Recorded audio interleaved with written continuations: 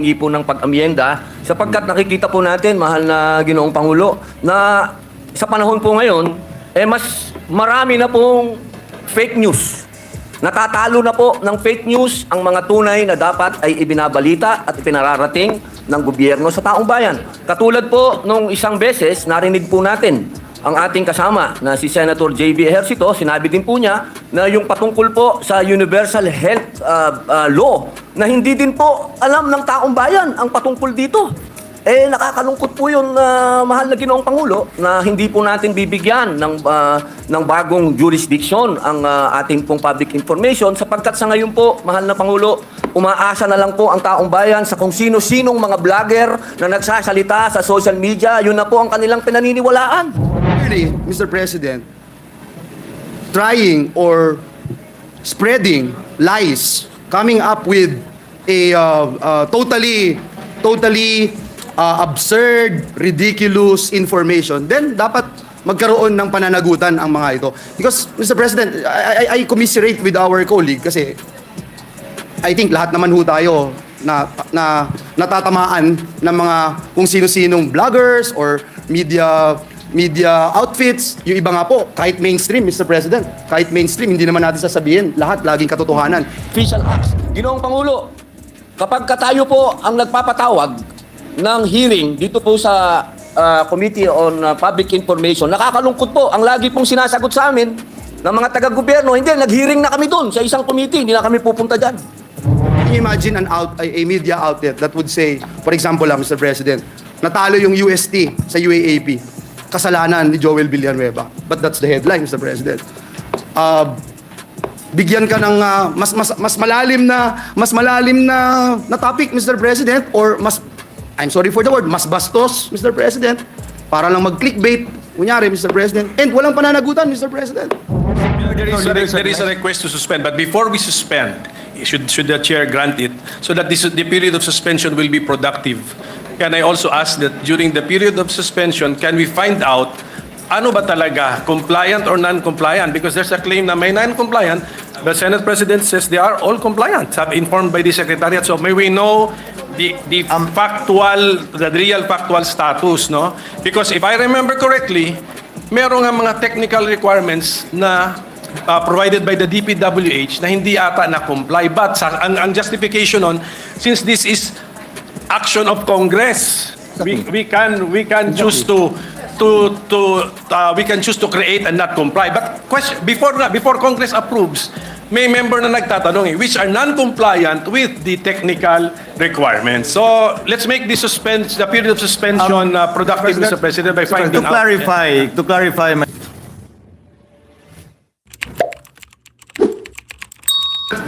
In the President's veto message, nito pong nakaraang March, may mga local bills po na binito ng Pangulo.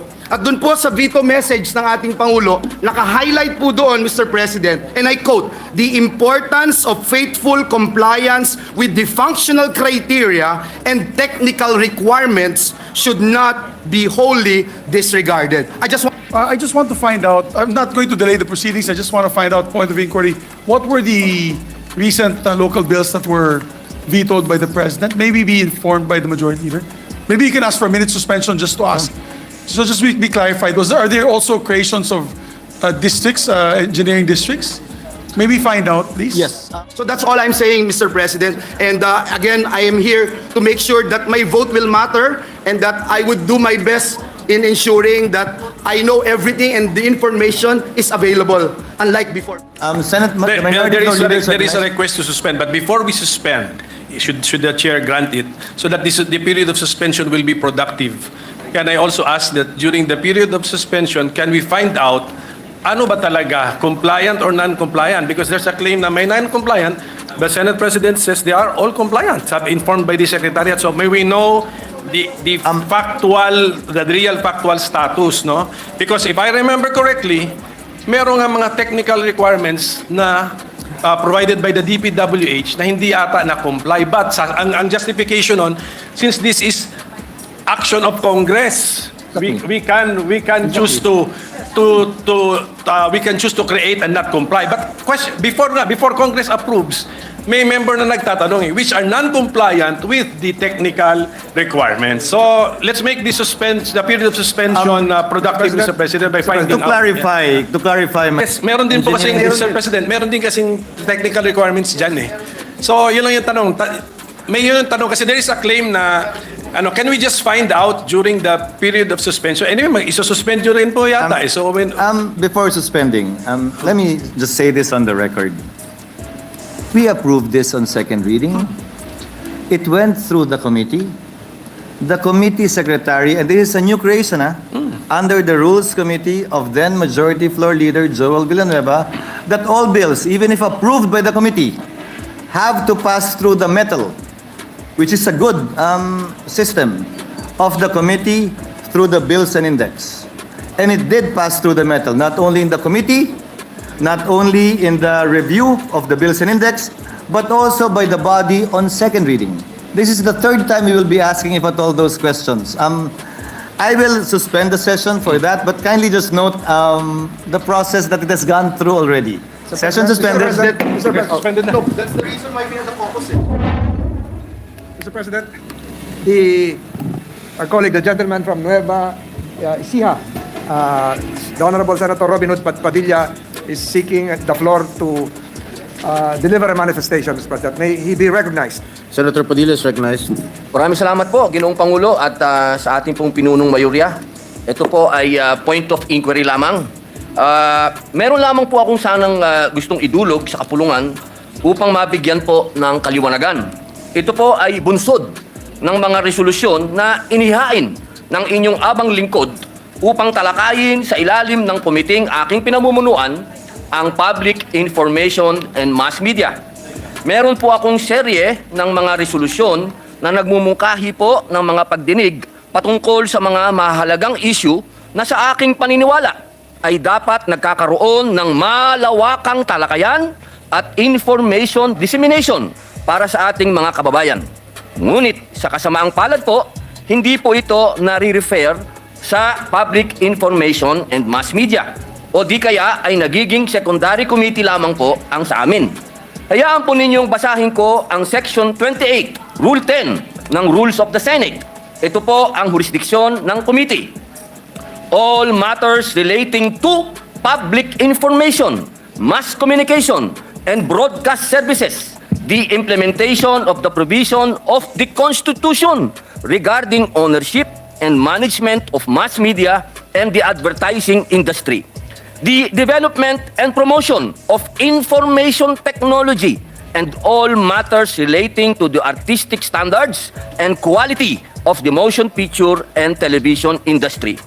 Nais ko pong mabigyan linaw kung ano ang definisyon at limitasyon ng public information sa konteksto po ng mandato ng Committee on Public Information and Mass Media.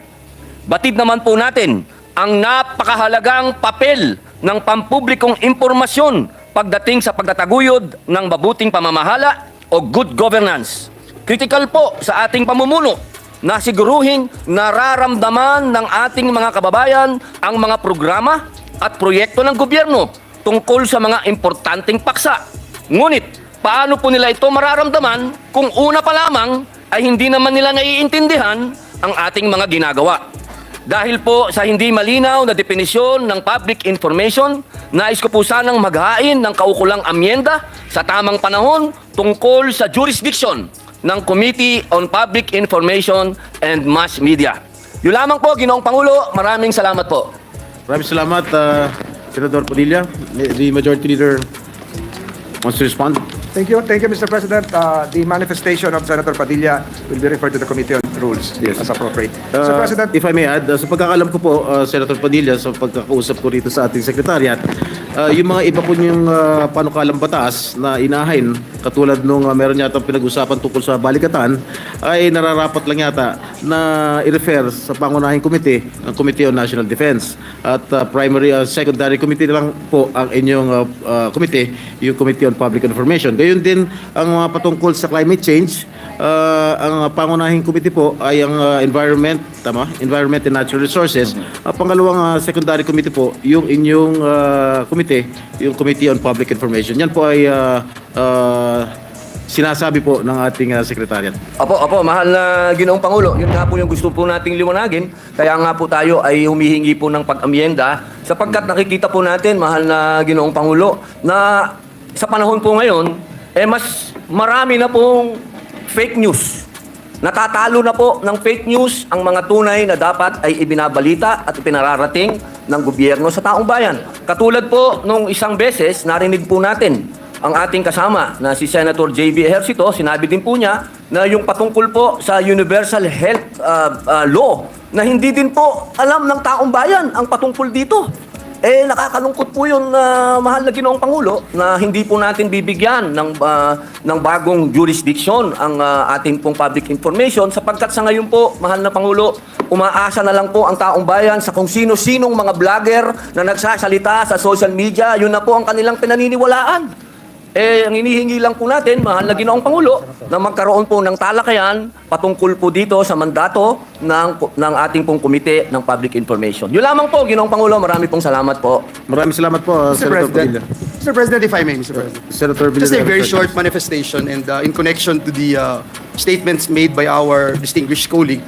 I think it's about time, Mr. President, that we look into all this proliferation of fake news. I remember last Congress we filed a bill regarding anti-fake news bill, and I think it is important to note na kung ang impormasyon ay mali, mapatunayang mali, ngunit ang intensyon ay tama, Mr. President, madali mo ma-justify. But if it is clearly, Mr. President, trying or spreading lies, coming up with a totally absurd, ridiculous information, then dapat magkaroon ng pananagutan ang mga ito. Because, Mr. President, I commiserate with our colleague kasi I think lahat naman ho tayo na natatamaan ng mga kung sino-sinong vloggers or media outfits. Yung iba nga po, kahit mainstream, Mr. President,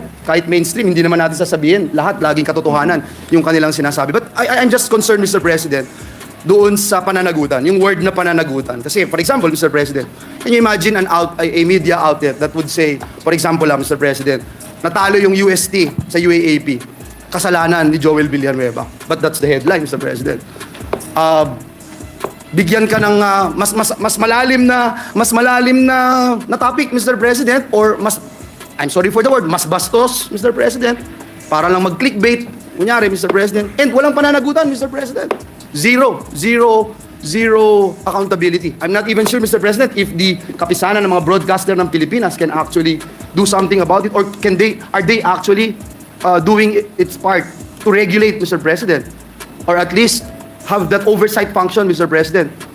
So I feel, Mr. President, that this is important considering na yung fake news, lalong-lalo na, ay laganap sa ating bayan. Just to put that on record, Mr. President. Thank you. Thank you very much, Senator Villanueva.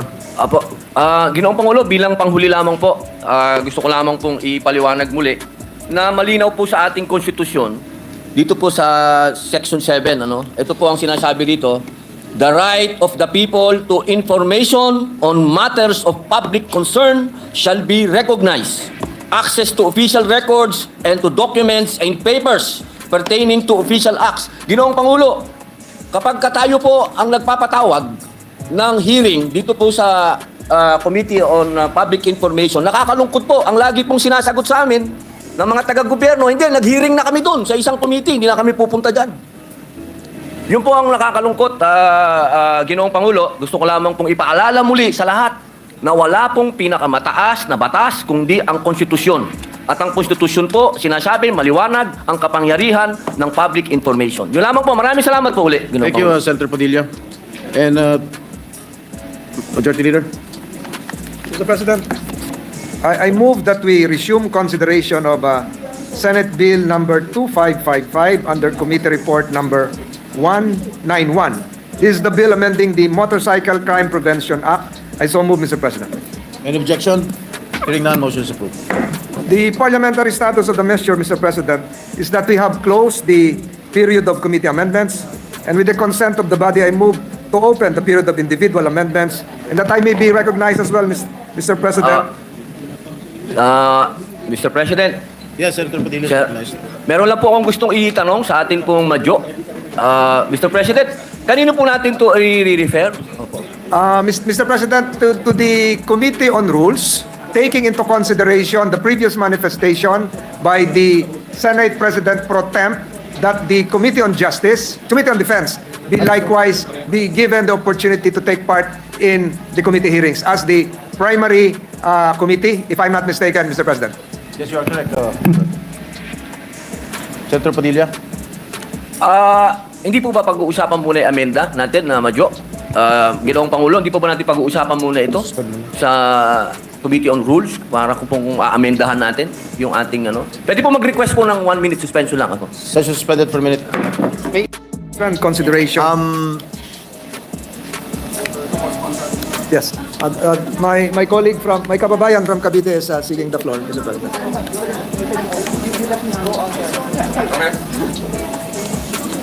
Thank you very much, Mr. President. I would like to be satisfied, Mr. President, with the answers and explanation being given to us by the Majority Leader and the Senate President. I just wanted to put on record once again, Mr. President, hindi nga po compliant sila after mapasa natin yung second reading, kaya po doon sa caucus, sabi po, hindi natin ipapasa. So ang tanong ko lang naman po, kung nag-comply na po ba, nagbago na po ba? Because I'm sure when we had that meeting, we informed the stakeholders, especially the local authors, the congresspersons, that we indeed wanted them to comply with the requirements of the DPWH. The only reason, Mr. President, why I'm standing here today is so that I will be able to vote on the right path, Mr. President, na hindi magagalit ang ating mga kongresista, hindi rin magagalit ang ating ehekutibo. Mr. President, let me point out that in the President's veto message, nito pong nakaraang March, may mga local bills po na vinito ng Pangulo. At doon po sa veto message ng ating Pangulo, naka-highlight po doon, Mr. President, and I quote, "The importance of faithful compliance with the functional criteria and technical requirements should not be wholly disregarded." I just want to put that on record and caution our members. And if there is, Mr. President, indeed compliance on the part of these local bills, then I would vote for it. Thank you very much, especially Thank for you. understanding, Mr. President. Thank you, Senator Villanueva. According to the Secretariat, they are in compliance. And for the information of the body and our invited guests as well, we did not change anyone from the officers of the Senate, from the Secretary, from the Deputy Secretary, which we cannot, the Sergeant at Arms, we did not change anything. So it's the same procedures during the term of the good gentleman from Bulacan when he was chairman of the Rules Committee that we are adopting, since it was a good system to follow too. Yes. Senate President Zubiri is Yes, with the recognized. permission of the Majority Floor Leader. Yes, Senate President. I just want to find out, I'm not going to delay the proceedings, I just want to find out, point of inquiry, what were the recent local bills that were vetoed by the President? Maybe be informed by the Majority Leader. Maybe you can ask for a minute suspension just to ask. So just be clarified, are there also creations of districts, engineering districts? Maybe find out, please. Yes. For the record. Before suspending, Chair would like to place on record my view that I think we are seeing a healthy system of checks and balances whether there's a veto or not. If at all that it's the first time some measures are being vetoed, then that means that Congress is independent of the executive. Na hindi nag-uusap, hindi nagkukonsyabahan, kaya kami nabivito eh. Sa totoo lang, sa mahabang panahon, alam niya yung mga matagal na sa Senado, walang nabivito na measure. Kasi masipag tumutok sa mga panukalang batas ang PLLO at bago pa mapasa, naibibigay na yung pahayag at opinion ng executive bago pa man maging third reading. Ngayon, na may mga batas na panukalang batas na nabivito, patunay na hindi nadidiktahan ng ehekutibo ang Kamara at ang Kamara may sariling panindigan at pananaw kung ano yung mga dapat maging batas. Hindi lang sumasang-ayon ang ehekutibo kaya binivito niya. May I get the list, ma'am? I have here with me, Mr. President, if I may. I can share it with the body, Mr. President. HB number 1028, an act converting the Sawang Macalas Road in the municipality of Romblon, province of Romblon, into a national road and appropriating funds therefore. HB number 1029, an act converting the road stretching from Barangay Tugis, municipality of Odyongan to Barangay Tugdan, Municipality of Alcantara, all in the province of Romblon into a national road and appropriating funds therefore. HB number 1030, and now converting the road stretching from Sitio Bolinganay, Barangay Panique, Municipality of Odyongan to Sitio Cabaliwan, Barangay Batchawan, Municipality of San Agustin in the province of Romblon. HB number 1031, and now converting the Sablayan Agpanabat Bagakay Road, a section of the Romblon Circumferential Road into a national road and appropriating funds therefore. Mr. President, may I just put on record, I agree with the veto message of the President when it mentioned that these measures did not comply with the functional criteria and technical requirements. I feel bad that I vote for it and I didn't get the chance to check on whether or not they complied. And that is why in the all members caucus last time, we made mention that we will comply this time and make sure that these local bills that we're going to tackle and put on third reading have actually complied with the requirements. So that's all I'm saying, Mr. President. And again, I am here to make sure that my vote will matter and that I would do my best in ensuring that I know everything and the information is available, unlike before, Mr. President. Thank you, Mr. President. President, Prior to recognizing the minority floor leader, I assured the good gentleman from Bulacan that none of the bills we will be approving on third reading pertain to road conversion. if I may add, yes, Mr. Not a single one. Senate, the minority floor leader There is a recognized- request to suspend, but before we suspend, should the chair grant it, so that the period of suspension will be productive, can I also ask that during the period of suspension, can we find out ano ba talaga, compliant or non-compliant? Because there's a claim na may non-compliant, the Senate President says they are all compliant, informed by the Secretariat. So may we know the real factual status, no? Because if I remember correctly, meron nga mga technical requirements na provided by the DPWH na hindi ata na-comply. But ang justification on, since this is action of Congress, we can choose to create and not comply. But before Congress approves, may member na nagtatanong which are non-compliant with the technical requirements. So let's make the period of suspension productive, Mr. President, by finding out. To clarify, Minority Leader, if I get it correctly as well, mention was made about compliance with requirements, how long the road is, Yes. how wide the road is, and the veto of the President. All of these, Minority Floor Leader, in my response to the gentleman from Bulacan, pertain to conversion of roads. We are not approving any conversion of roads in the bills we will be approving on third reading. We are approving mostly creation of Yes, meron din po kasing, Mr. President, meron din kasing technical requirements dyan eh. So, yun lang yung tanong. May yun yung tanong kasi there is a claim na, can we just find out during the period of suspension? Anyway, isususpend yun rin po yata. So, when, before suspending, let me just say this on the record. We approved this on second reading. It went through the committee. The committee secretary, and this is a new creation, under the Rules Committee of then Majority Floor Leader Joel Villanueva, that all bills, even if approved by the committee, have to pass through the metal, which is a good system of the committee through the bills and index. And it did pass through the metal, not only in the committee, not only in the review of the bills and index, but also by the body on second reading. This is the third time we will be asking if at all those questions. I will suspend the session for that, but kindly just note the process that it has gone through already. Session suspended.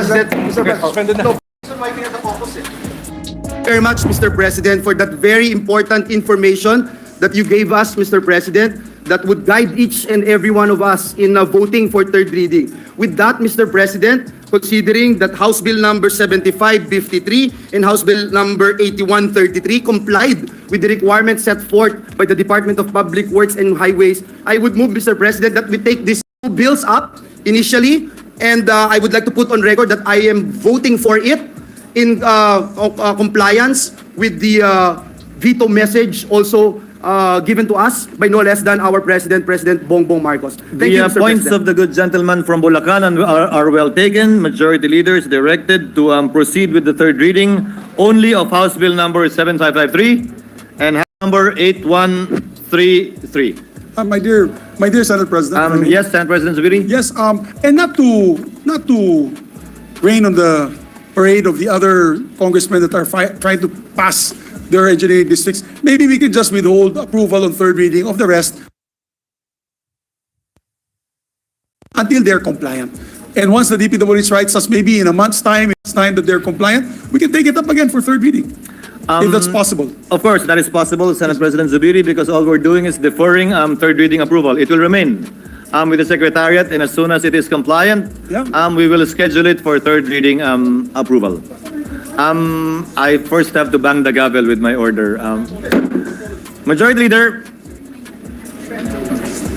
Mr. President, before I move for a suspension, Mr. President, I still maintain my submission that no amount of administrative circular, administrative order emanating from an executive agency can curtail the plenary powers of the Congress, Mr. President.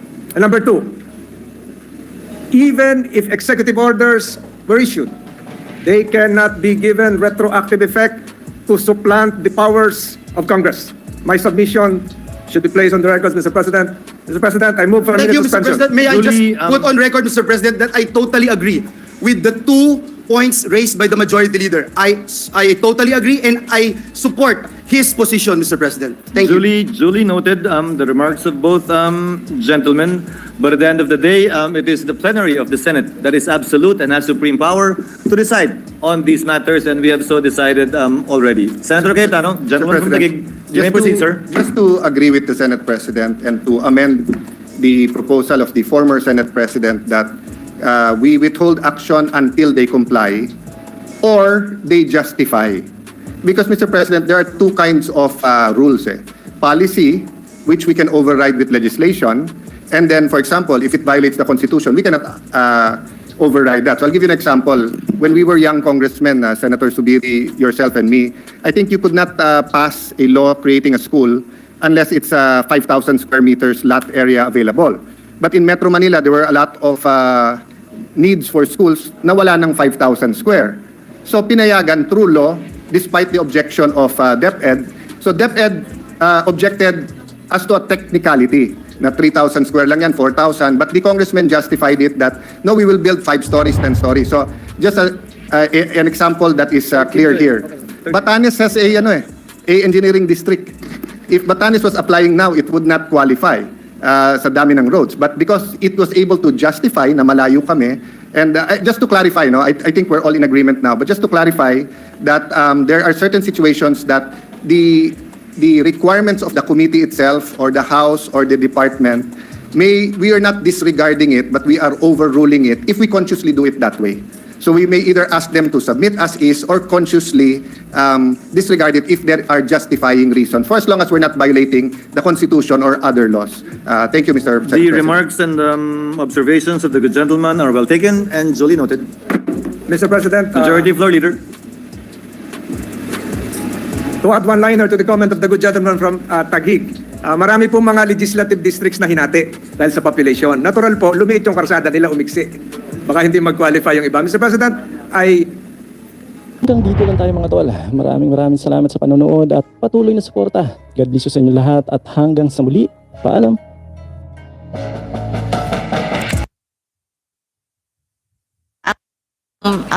Based on study, talagang yung value chain, gusto nating i-change yon. Kasi ngayon, parang ang yumayaman ay yung mga trader, binabarat yung mga farmers, tapos nagbebenta ng mahal sa consumer, which is not good as a system in a country. Kaya talagang, ito na talagang intention of the law.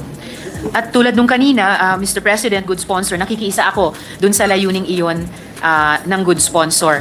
Kasabay nun, tingin ko mahalaga na yung iba't ibang stakeholders sa buong value chain nitong agrikultura ay makinabang din.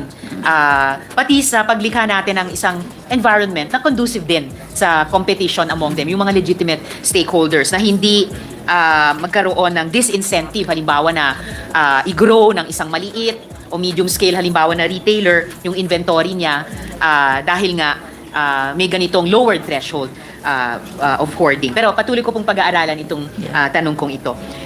Kaya ko nga po itinanong ito dahil the Price Act states that there is prima facie evidence of hoarding when, among other things, a person or combination of persons holds more than 50% of their usual inventory. However, both the NFA and PSA monitoring inventories of rice and corn stocks are incomplete, not up to date, and are based only on survey. So there is no reliable information on the usual inventory of traders, warehouses, and PSA every importers. 3 years, Pero sa ilalim po ng bill natin, paano po i-determine yung usual inventory, Mr. President?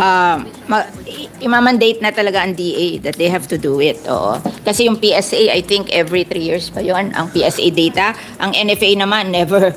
Kasi if you will look at the record, yung NFA, hindi naman sila bumibili sa local farmers kasi ang laki-laki ng budget nila, tapos makita mo siguro less than 1/4 of their budget were spent to buy from the local farmers, which is the mandate of NFA. So parang disappointed din tayo sa NFA.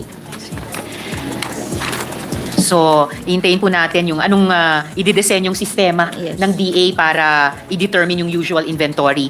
At importante po ito dahil di tulad sa asukal, there is presently no KEDAN system or warehouse receipt system for rice and other commodities. Although I note, Mr. President, good sponsor, meron pong panukalang batas tungkol dito yung ating colleague na si Sen Sherwin Gatchalian. Pero sa ngayon, mahirap kung hindi man imposible para i-determine kung yung hoarding ay totoo ngang nangyayari. So in the meantime, sa ngayon at bago tayo makapasa ng ganong klaseng batas tulad nung sa good gentleman from Valenzuela, paano po natin planong i-track, paano po natin planong i-prosecute yung mga hoarding activities? We will require the Department of Agriculture to determine yung ating supply at ang ating demand para makita natin kung talaga bang may shortage. Tapos titingnan natin yung yung mga list. May mga list naman ng mga traders na palaging nahuhuli na ginagawa ito. Kaya lang hindi nagiging successful yung prosecution because of the yung hindi maganda yung system. Kaya tinatry natin ngayong improve ang system para maging easy ang prosecution ng mga tao. But we have a list. Salamat, good sponsor, Mr. President. Dako naman po ako sa Section 7, yung profiteering. I have actually the same questions for the offense of profiteering. The Price Act punishes this even without the existence of a shortage. On the other hand, the bill punishes acts of profiteering only, quote, in the face of existing shortage or emergency, artificial or real. Kaya dahil itatanong ko sana na ba't kailangan natin intayin para yung hoarding at yung profiteering ay magbunga ng isang shortage bago natin parusahan yon under this bill, itatanong ko na lang po sa good sponsor, batay sa interpellation namin sa naunang tanong, kung magiging bukas sila sa proposed amendment at the proper time para linawin yung intent ng bill natin. Yeah. You are welcome to make your amendment. I just want to tell you that pagpasa nitong bill, DA through its 2 agencies will have to do a daily price index. 90 days after the passage of this bill, they have to implement a daily price index para makita natin yung reasonable price na dapat ibenta ang goods. Kasi ako, katulad ko, yung rice, ang puhunan sa palay is 8 to 12 pesos per kilo. From our research.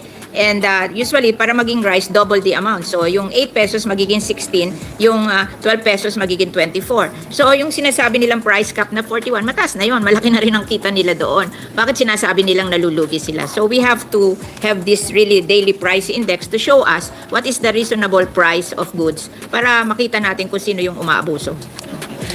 Salamat, good sponsor. Siyempre, isa pang interesante at mahabang usapan yung ano ba yung economic behavior ng mga naapektuhan at anong naging epekto sa kanila nung recent price cap. Dahil parang mahirap namang isipin na yung mga maliliit na retailer na nanapilitang magsara at hindi na magbenta dahil sila daw ay malulugi sa price cap na sinet nitong nakarang ilang mga linggo ay gusto lang kasi tingin ko mag-profit mahal ang yung- bili nila. They were taken advantage of also. Posible po, Kasi Madam from the field, yung talagang production cost ng rice is from 8 pesos to 12 ang palay. So ang rice is 16 to 24. 41 yan eh. Di, ang laki na ng tubo, di ba? Lalo na doon sa 16. Kasi yung mga efficient producer ng rice, 16. Pero yung mga hindi efficient, 24. Pero between the two of them, parang hindi dapat nalugi, di ba? So, siguro, mali din ang bili nila. Kaya dapat talaga may daily price index then to guide them. What is the reasonable price? Actually, good sponsor, dadako rin po ako sa follow-up questions tungkol sa daily price index, doon naman sa section 19. Pero para tuldukan ko lang sa ngayon yung pinag-uusapan natin, mukhang marami talagang distortions along the different stages ng buong value chain sa bigas at sa ibang agricultural products na subject nga nitong bill natin. Kaya maraming dapat sanang outcomes, hindi ganun yung nagmamaterialize or may nangyayaring hindi natin maipaliwanag on the surface. Katulad ng onion. Opo. Ang talagang puhunan sa onion is 25 pesos per kilo.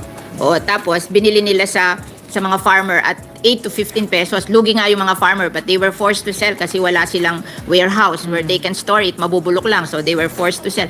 And then binili nila ng 8 to 15 tapos binenta nila ng 600 to 700. Tama ba yun? So that's kaya lalo kong gustong ipasa ito dahil para matigil yung ganong mga practices.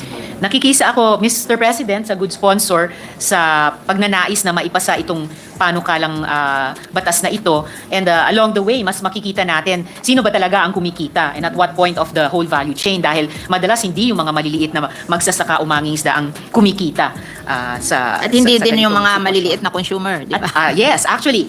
Kaya importante na ma-identify natin paano yung ganitong mga panukala natin ay makapoprotekta at makakabigay ng higit na pakinabang sa mga maliliit na stakeholders at participants sa economic activities. So, dako na po ako, Mr. President, good sponsor dun sa Section 11, yung penalties for economic sabotage. Okay. Ito, at nabanggit po itong puntong itatanong ko ng good sponsor kanina. Pwede po bang ma-clarify na sa ilalim ng bill na ito, the acts of hoarding, profiteering, and cartels are not punished unless they are considered economic sabotage. Ibig sabihin, the value of subject products is at least 1 million pesos. 1 million pesos. 1 million Yes, pesos. yes. Sige po. If Yes, their good sponsor. product is below the 1 million and they are guilty of this yung price act ang susundin. Okay. Basta itong economic sabotage is anything beyond 1 million pesos. 1 million pesos. Alright, salamat good sponsor. Actually, sinisimulan yung linawin yung isang punto na gusto kong itanong towards the end. Baka isang pag-summarize or paglalagom nitong interpellation na above a certain value ng mga agricultural products ang magre-regulate at magpaparusa kung kailangan ay itong panukalang batas natin. But below that level ay mananaig pa rin yung kasalukuyang Price Act. Alright, salamat po. Ngayon, bilang patuloy na paglilinaw dito sa penalties for economic sabotage, anong percentage po ba ng rice suppliers natin ay nagme-maintain ng stocks na ang halaga ay at least 1 million pesos? Marami po kasi Marami. pag nagbabasa tayo ng dyaryo, lahat ng nababasa natin it's more than 1 million pesos, di ba? Opo. Kaya nga very disappointed ako pag nagbabasa ng dyaryo tapos nahuhuli nila, it's never below 1 million pesos and yet walang nakasuhan for the last 7 years, di ba? Okay lang na konti nakasuhan pero yung walang nakasuhan, that's really something. Okay. And paano itong distinction, yung 1 million and above or below 1 million, paano nito ina-address yung mga evils na identified? Like what? Can you explain it further, Mr. President? Yes, good sponsor, Gladdy. So, pag sineset natin yung kumaga dividing line between alin yung i-regulate at paparusahan itong bagong batas natin, tapos sa ilalim ng linyang yon, alin yung i-regulate at paparusahan pa rin ng Price Act. Paano niyan ina-address yung kasalukuyang sitwasyon natin? Yung problema na ganitong mga offenses ay hindi napaparusahan at napakahirap i-prosecute. Kaya nga meron tayong tinatawag na price meron tayong price index price price daily price index para makita natin kung yung nahuli natin is i-multiply mo ng price ng goods na yon, then you will know if it's 1 million and above, di ba? Kaya naglalagay tayo ng price index. Oo, para malaman natin. Kasi babaluhan eh. So, pag walang price index, paano natin mababaluhan? Di ba? Kaya we are requiring DA to have a price index, daily price index, para yun ang gagamiting value dun sa mga nahuhuli. Para 1 million and above, dito na sa Anti-Agricultural Economic Sabotage Act. And below 1 million is under the Price Act. Diba? So lumalabas po, good sponsor, napakahalagang measure o instrumento pala nitong daily price index Yeah, para kasi kaya i-trigger yung tamang batas Oo. at yung actions ng law enforcement Kasi authorities. yun ang naging cause ng failure nung ating na dating batas. Hindi mabalyuhan yung goods na nagkakagawa sila ng paraan na hindi mabalyuhan yung goods kaya nagkakagulo. So ngayon, pag kita sa goods, mababalyuhan na kasi may daily price index. Okay. Tapos, ganong karami or ganong kalaking parte ng market para sa bigas, halimbawa, ang i-cover ng threshold na ito? Anong percentage ng market in rice ay papasok sa 1 million and above? Aling parte ang mananatiling sa ilalim ng threshold na yon? Would you believe wala silang figure dito? Wow! Okay. Diba? Which makes my next Walang question... figure. I asked everybody if they have a figure. Sabi nila wala. Wow, okay. It's not shocking, pero parang nararamdaman ko I'm shocked. You are shocked, good sponsor. Okay, makikiisa ako sa shock niyo kasi sasabihin ko lang sana at least na lalo nagiging importante yung tanong na ito. Kasi yung real life effects on real people. Kasi yun na nga, yung follow-up question ko ay paano itong threshold, 1 million and above or below 1 million, aapekto halimbawa sa mga small and medium retailers na naapektuhan nung kamakailan o kasalukuyang price ceiling. Wala naman ng sa small bigas. retailers na 1 million and above. Definite yun. Okay. Oo. Ito, babasahin ko sa iyo. With regards to hoarding, profiteering, and cartel of agriculture and fishery products covered in this law, the Department of Trade and Industry has no data on said crimes because they are unprocessed agricultural products. The DA, on the other hand, is telling us that they don't have data on hoarding, profiteering, and cartel involving these agricultural and fishery products because these crimes are difficult to prove based on the existing and applicable laws of the Price Act. Kaya medyo malabo talaga. Kaya we have to change everything and I make agree. this finally we will pass a law that is effective. At saka good sponsor, napakalabo naman ang ganyang paliwanag dahil ibig sabihin, all this time, pinakamahalagang amendment para sa akin dahil may kinalaman nga po sa government officers or employees as offender. Ano pong kinocontemplate nung pariralang aiding and abetting? Di yung mapuprove natin na kasali sila. Tumutulong para mangyari itong mga nangyayaring ito. O, ano naman yan eh, obvious naman yan eh, di ba? Alright. So they are liable. And Opo. same punishment. What do you call that? Life imprisonment. Okay. Salamat, good sponsor. So, aiding and abetting, ibig sabihin, kasali ang government officer or employee sa krimeng iyon or tumutulong sila para makumit yung krimeng iyon. Dapat bang may direct monetary benefit sa panig ng government officer or employee bago mag-attach ang liability? Wala po. Okay. Basta convicted ka dyan, wala ka na makukuha sa gobyerno. Alright. Naku, maraming salamat para sa sagot na iyon, good sponsor. At the proper time, willing po ba ang chair, ang sponsor tumanggap ng amendment na bibigyang diin talaga, i-emphasize na yung direct benefit ay yun na nga, hindi kailangan para mag-attach ang liability sa isang government employee or officer? Yeah. You're welcome. Salamat sa kabukasang iyon, good sponsor. Ngayon, Section 11 pa rin, Paragraph 3 naman. Paragraph 3 states that possession is prima facie evidence of strong guilt.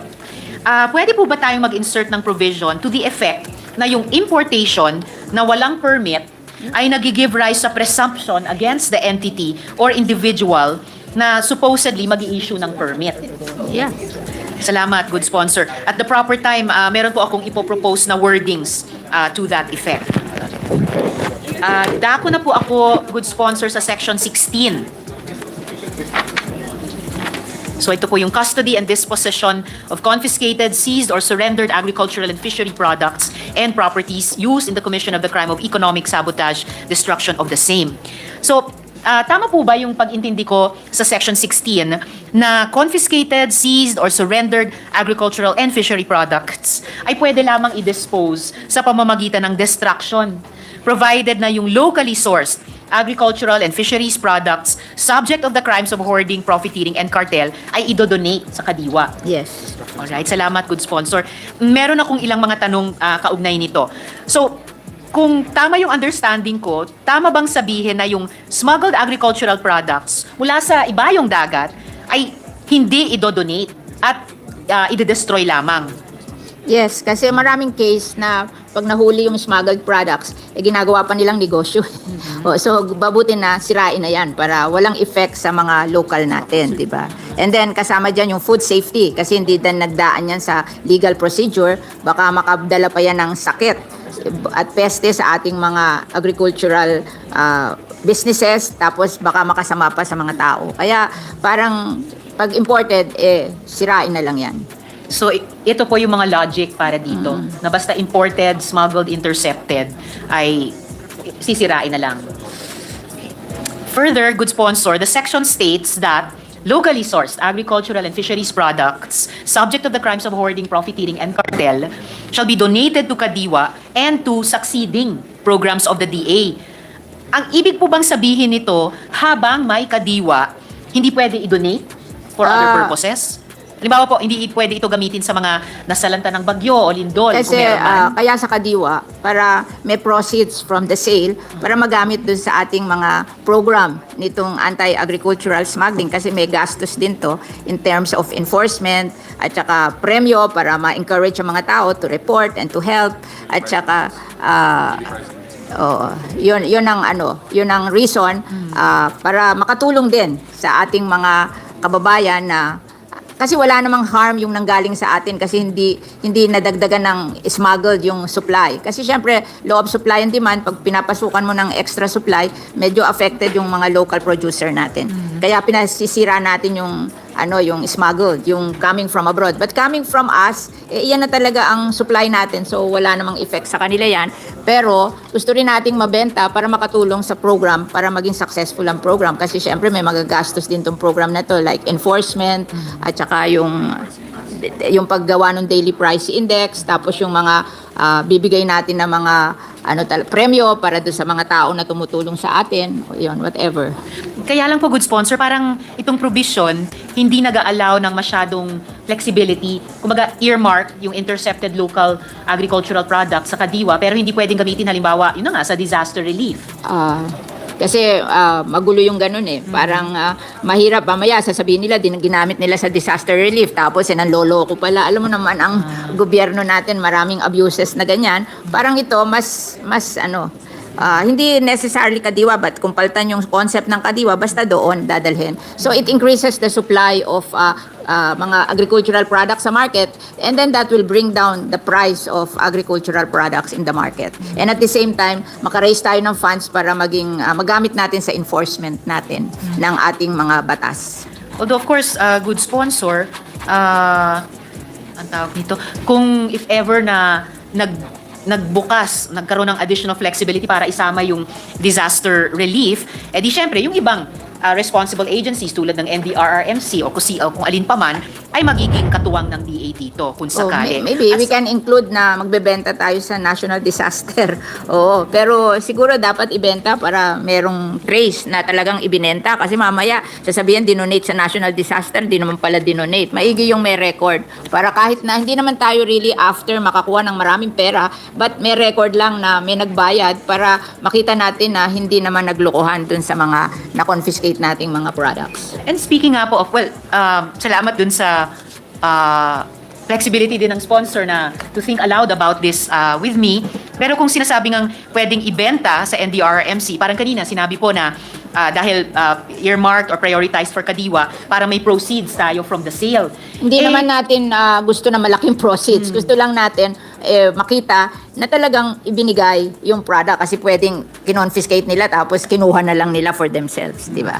Ito at least may record na kung kahit murang-murang ibinenta sa Kadiwa or sa national disaster, may record na ibinenta, di ba? Fair enough, good sponsor. Bagamat siguro may iba pang mga paraan, lalo na kung within government naman, from one government agency to another, ibang mga paraan pa na magkaroon ng paper trail ng proper disposition ng ganitong klaseng mga products. At saka po, kasi kanina sinabi nga na may proceeds from the sale. O nga, hindi naman naghahabol ng malaking kita, may maaaring modest proceeds. Yet, di po ba yung imported na intercepted na smuggled goods, willing tayo sa panukalang batas na sirain. Talagang zero proceeds, mag-absorb pa ng cost Kasi ang nga, ang gobyerno. imported Ito, goods, may proceeds problem pa. pa yan na walang hindi pumasok sa first border facility na tinitingnan doon kung yung mga produkto is safe for the Philippines. Yun ang problema ng smuggled.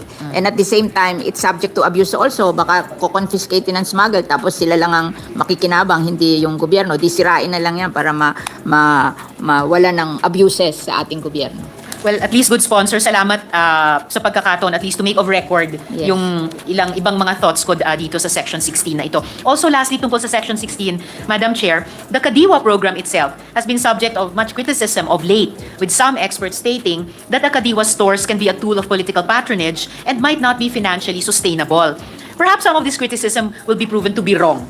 But hindi naman po masama na mag-introduce ng flexible language sa batas na maaring payagan yung disposition of goods sa ibang mga platforms o vehicles. So, Ang Kadiwa kasi, merong mga lugar na successful, merong hindi. Kasi it depends upon the choice of the Kadiwa, di ba? Kasi minsan yung iba sa implementation, mali. Oo. Kaya we cannot say that lahat ng Kadiwa is a failure. I think may mga nag-succeed, meron ding nag-fail.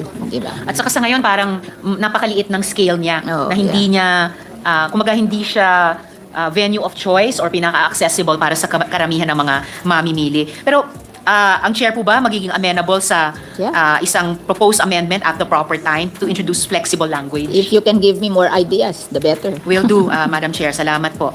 Alright. So, sa Section 19 na po, ito nga, tungkol sa Daily Price Index. So, gaya ng pinag-uusapan natin, Madam Chair, the Daily Price Index aims to standardize the valuation of products to be used in the determination of economic sabotage and profiteering. So, ano pong specific types ng mga datos ang kakailanganin para dito? Basta ito, I think it's determination of the daily price of agricultural products, retail price of agricultural products. So, wala namang ano to it's from observation, from experience, hindi ba? Marami namang nagbibigay ng ganitong mga figures. So, ang ano lang, hindi natin ginagawing practice, and ngayon i-institutionalize natin to, para malaman natin. And then, it will serve other purposes then. Like, for example, if you, nakikita mo yung supply doon, ganito ang price, gano'n, nalalaman mo yung supply na nationwide ng certain agricultural products, tapos malalaman mo din yung demand, then makikita natin kung yung ini-import natin is reasonable. Kasi from my experience, tinitingnan ko yung shortage, napakalit, pero ang ini-import ang laki-laki. So, mako-correct din natin to in the process. But in large part, good sponsor, yung daily retail price ng bawat agricultural product, sasapat na siya bilang solong data na doon natin pwedeng ipeg yung daily price index ng bawat produkto. So, I think we have to rely really on the Department of Agriculture. Yung AMAS, may AMAS ang Department of Agriculture, tsaka Bureau of Agricultural Research, BAR. Oo, silang dalawa ang mag-i-implement nitong price index, no? Salamat, good sponsor. Now, smuggled goods are often sold at lower than average prices. So yung data po ba tungkol sa daily price index, magagamit din ba natin para mag-detect ng smuggling activities? Yes, but hindi naman nila binebentang smuggled goods ng ng lower. Binebenta nila rin sa market price sapagkat gusto nilang kumita ng mas malaki, di ba? Kasi yung smuggled, hindi, alam mo talaga namang if you compare like rice, if you compare Vietnam and the Philippines, Vietnam can produce palay at 6 pesos per kilo. Ang Philippines, maswerte na ang 8 kung efficient, pero 12. So, ang laki ng price difference. So, they can really compete even if they sell it at market. Oo. Kaya yung mga smuggler, hindi naman yan nag-i-smuggle to sell it at a lower price. They are selling it at market also. I see. So, baka we were looking at two different data sets, good sponsor.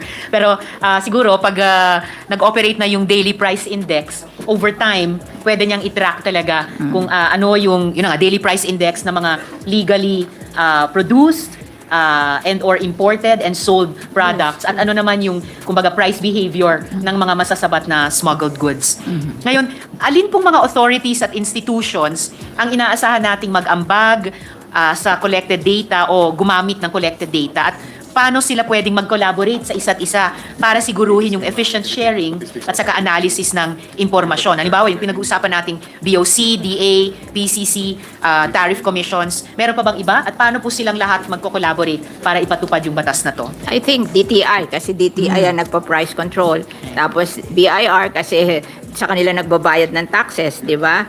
And then, Philippine Statistics Authority, kasi iyan naman talagang trabaho nila, di ba? So, they will cooperate with the AMAS and the Bureau of Fisheries Research. Bureau of Research, Agricultural Research, BAR. Oh.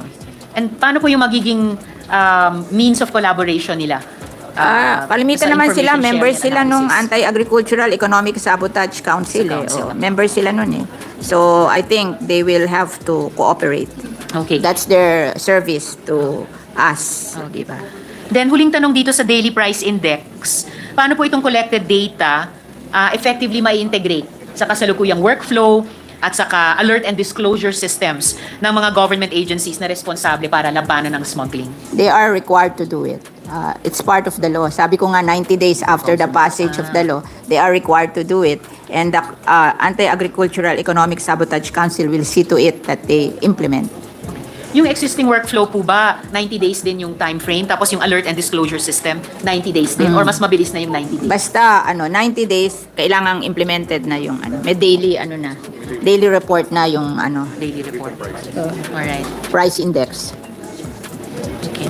Huling na lang po, huling paksa, good sponsor, sa section 25, yung repealing clause.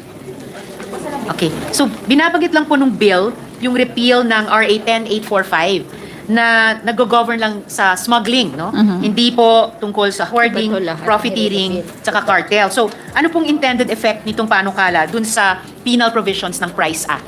Basta ito po, it will repeal all laws na related to this. Sabi ko naman, may difference sila ng Price Act kasi kanya 1 million and above, no?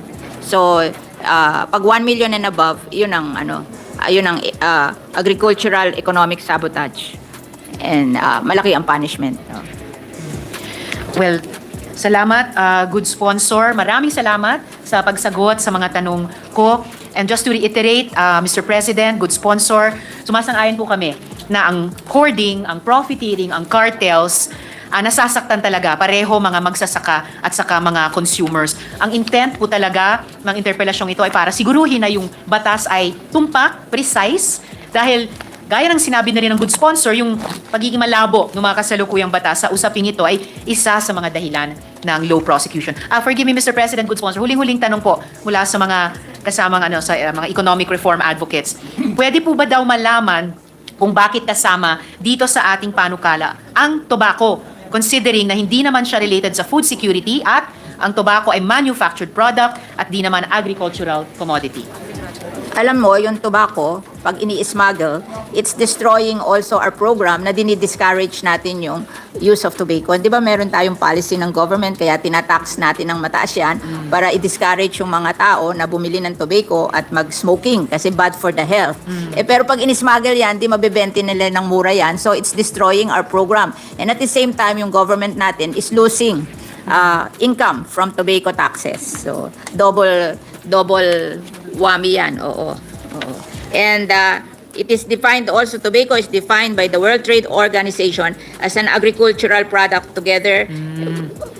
Kahit na ito ay hindi na raw materials, it is also classified under the custom code as part of agricultural products. Okay, maraming salamat, good sponsor, lalo na para sa dalawang huling puntong iyon. Dahil kanina, sasabihin ko sana na bagamat yung bill natin ay laban sa agricultural economic sabotage, parang lumalabas nung una, yung tobacco ay hindi masyadong agricultural concern, kundi health concern. So, paano yon? Pero, nakakalinaw na sa WTO at sa Customs Code, classified siya bilang agricultural product. Alright, so muli maraming salamat, good sponsor. Salamat kaayo, Mr. President. Maraming salamat din, Senator.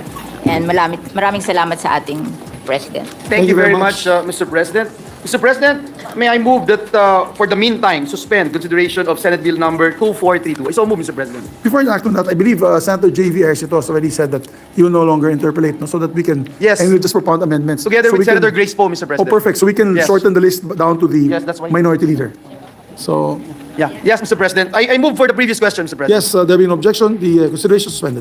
Yes, and just to put on record, we will tackle this measure at a later hour, Mr. President. Mr. President, with the permission of the body, I move that we transfer from the calendar for ordinary business to the calendar for special orders, Committee Report number 134 on Senate Bill number 2444. This bill pertains to an act lowering the retirement age of government workers. So move, Mr. President. By our birthday boy, the Yes, Mr. distinguished President. gentleman from the historic province of Cavite, no other than Senator Bong Revilla. So we have no objection to your motion, Your Honor. Thank you, Mr. President. Mr. President, I now move that we consider Senate Bill number 2444 under Committee Report number 134. So move, Mr. President. There being no objection, we ask the Secretary to read the title of the measure. An act lowering the optional retirement age of government workers from 60 years to 56 years, amending for the purpose Section 13A of Republic Act 8291, otherwise known as the Government Service Insurance System Act of 1997. Thank you, Mr. President. To sponsor the measure, may we recognize the distinguished gentleman from Cavite, Senator Ramon Bong Revilla Jr., the chairperson of the Committee on Civil Service, Government Reorganization, and Professional Regulation, to deliver the sponsorship speech. Have we greeted him a happy birthday officially, Your Honor? It's gonna be. It's on Monday pa? Next Oh, Monday, Mr. I President. saw cake eh. Monday. I saw cake inside. Was It's a that yours, or- month-long celebration, Mr. Month-long President. celebration. But in the Senate, Month it's just a celebration. one-week celebration in the Cake every Senate. day. We'll have a cake every day. Yes, the distinguished gentleman from Cavite is recognized. Senator Bong Revilla. Thank you, Mr. President. Mr. President, your Committee on Civil Service, Government Organization, and Professional Regulation, together with Government Corporation and Public Enterprises and Finance, is honored to sponsor this afternoon Senate Bill number 2444 under Committee Report number 134, which seeks to lower the optional retirement age of government workers from 60 years old to 56 years old, amending for the purpose of 13-A of Republic Act 8291, otherwise known as the Government Service Insurance System Act of 1997, Mr. President. Kasama ni na Senate President Pro Tempore Loren Legarda, Majority Floor Leader Joel Villanueva, Senator Sani Angara, and Senator Chis Escudero, at Senator Win Gatchalian. Tayo po ay naghain ng panukalang magbibigay ng opsyon ng mas maagang pagre-retiro para sa mga kawani ng gobyerno. This is our response to the clamor coming from our dear civil servants who, if given the option, would wish to enjoy their retirement days at a much earlier time. Our counterparts in the House of Representatives have already passed this measure on third reading, Mr. President. It is now our turn in the Senate to listen to the appeal of our dear civil servants. The welfare of civil servants has long been part of our advocacies. Walang mintis. Mula pa noong aking unang termino bilang senador ay pinakinggan, tinugunan na natin ang mga pangangailangan at isinusulong ang kapakanan ng ating mga lingkod bayan. The United Nations Principles for Older Persons of 1991 acknowledges the necessity of instituting policies for the elderly. It states that older persons should be able to participate in determining when and at what pace withdrawal from a labor force takes place. And it is in the spirit that we propose this measure. Sa mahabang panahon ng konsultasyon para dito, ay binalanse ng komite ang kakayahan ng Government Service Insurance System o GSIS bilang tagapamahala ng kontribusyon ng mga kawani ng gobyerno sa kanilang pagbibigay seguridad sa nasabing pondo sa isang banda at ang kalayaan naman ng mga miyembro nito na magdesisyon ukol sa kanilang pagre-retiro sa kabilang banda. Malinaw din sa naganap na pagdinig at technical working group meetings na katulad ng mga lingkod bayan, ang Civil Service Commission, CSC, ay sumusuporta at nagtutulak din ng panukalang ito. Nandiyan po sila sa ating likuran. The hearing and the TWG meetings conducted by the committee revealed not only the earnest desire of the government workers to be given the option to retire earlier, but more importantly, the true numbers which unveiled the lowering the optional retirement age and will not be to the detriment of the GSIS, Mr. President. Ang edad na 56 ay maihahambing nga sa edad ng pagre-retiro ng ating mga sundalo at pulis. At tinitiyak po ng inyong komite na ang lahat ng ito ay mga konsiderasyon na inaral at tinimbang upang makalikha ng isang panukalang didinggin ang ating mga lingkod bayan na hindi naman ikapapahamak ng GSIS. Mismong GSIS na po ang nagdeklara sa nasabing TWG meeting na hindi ikamamatay ng GSIS kung isa sa batas ang panukalang ito. No less than the GSIS data shows that even as the law now stands, most of those who avail of the optional retirement wait for an average of 2 years after they become eligible.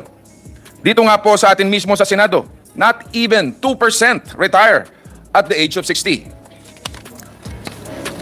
We can just safely assume that still a very little percentage will avail of this option when we amend it, leading to no other conclusion but that the actuarial life of GSIS will very minimally be affected, if at all. Linawin natin, ito ay pagbibigay laya na makapagretiro sa mas maagang edad. We give them the choice. Ang mga datos mula sa CSC ay nagtatala na nasa halos 18% lamang o wala pa sa isa sa bawat 5 na kasalukuyang bilang ng mga kawani ang nasa edad na 56 pataas. Kalakip na panang datos na ito ay ang mababang bilang ng ating mga kawani na may edad na 60 na humihiwalay sa serbisyo sa anumang dahilan. Ito ay halos 3% lamang o 50,000 lamang sa halos 2 milyon na kabuuang bilang ng mga kawani sa nakalipas na 3 taon. These numbers only strengthen our position that the granting of this privilege will not cause fatigue to the actual life of the GSIS, given that they only comprise a small percentage of the total number of the civil servants. Even assuming that half of them will avail of the new optional retirement, that will total to barely 9% of the entire population of government workers. But even then, that would be an absurd speculation because of the trend as it now stands. We reiterate, only 3% of the total population of those eligible for optional retirement of age of 60 years old avails of the option.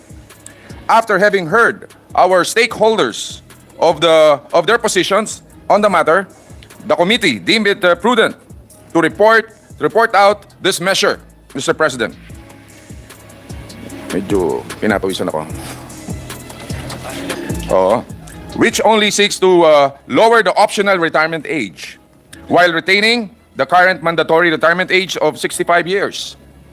This strikes the balance between giving our civil servants the option to retire earlier while ensuring that the actuarial life of the GSIS remains protected. This proposed measure is a consolidation of several proposals seeking to cover teachers and civil servants. Now, all civil servants who are qualified may avail of this lowered optional retirement age if they wish to do so. At ating pong sinabi ay hindi ito bago sa sistema dahil noon pa man ay may mga sektor na ng ating lipunan ang pinayagang magretiro sa edad na 56 years old. Ulitin ko, ang pulis at ang mga militar. Huwag na nating ipagkait sa ilan nating maranasan ang benepisyo ng retirement life sa mas maagang panahon. Ano man po ang kanilang dahilan para dito, marapat lamang nating galangin ito at pagbigyan. Lalo na dahil sa panahon ng kanilang kabataan at kalakasan. At ay buong sigla at giting naman nilang ginampanan ang kanilang tungkulin bilang mga kawani ng ating pamahalaan, Mr. President. The CSC recently conducted a survey on its counterparts in the 9 ASEAN member states. The survey compiled pertinent data on retirement age, retirement package, health benefits, and other retirement incentives.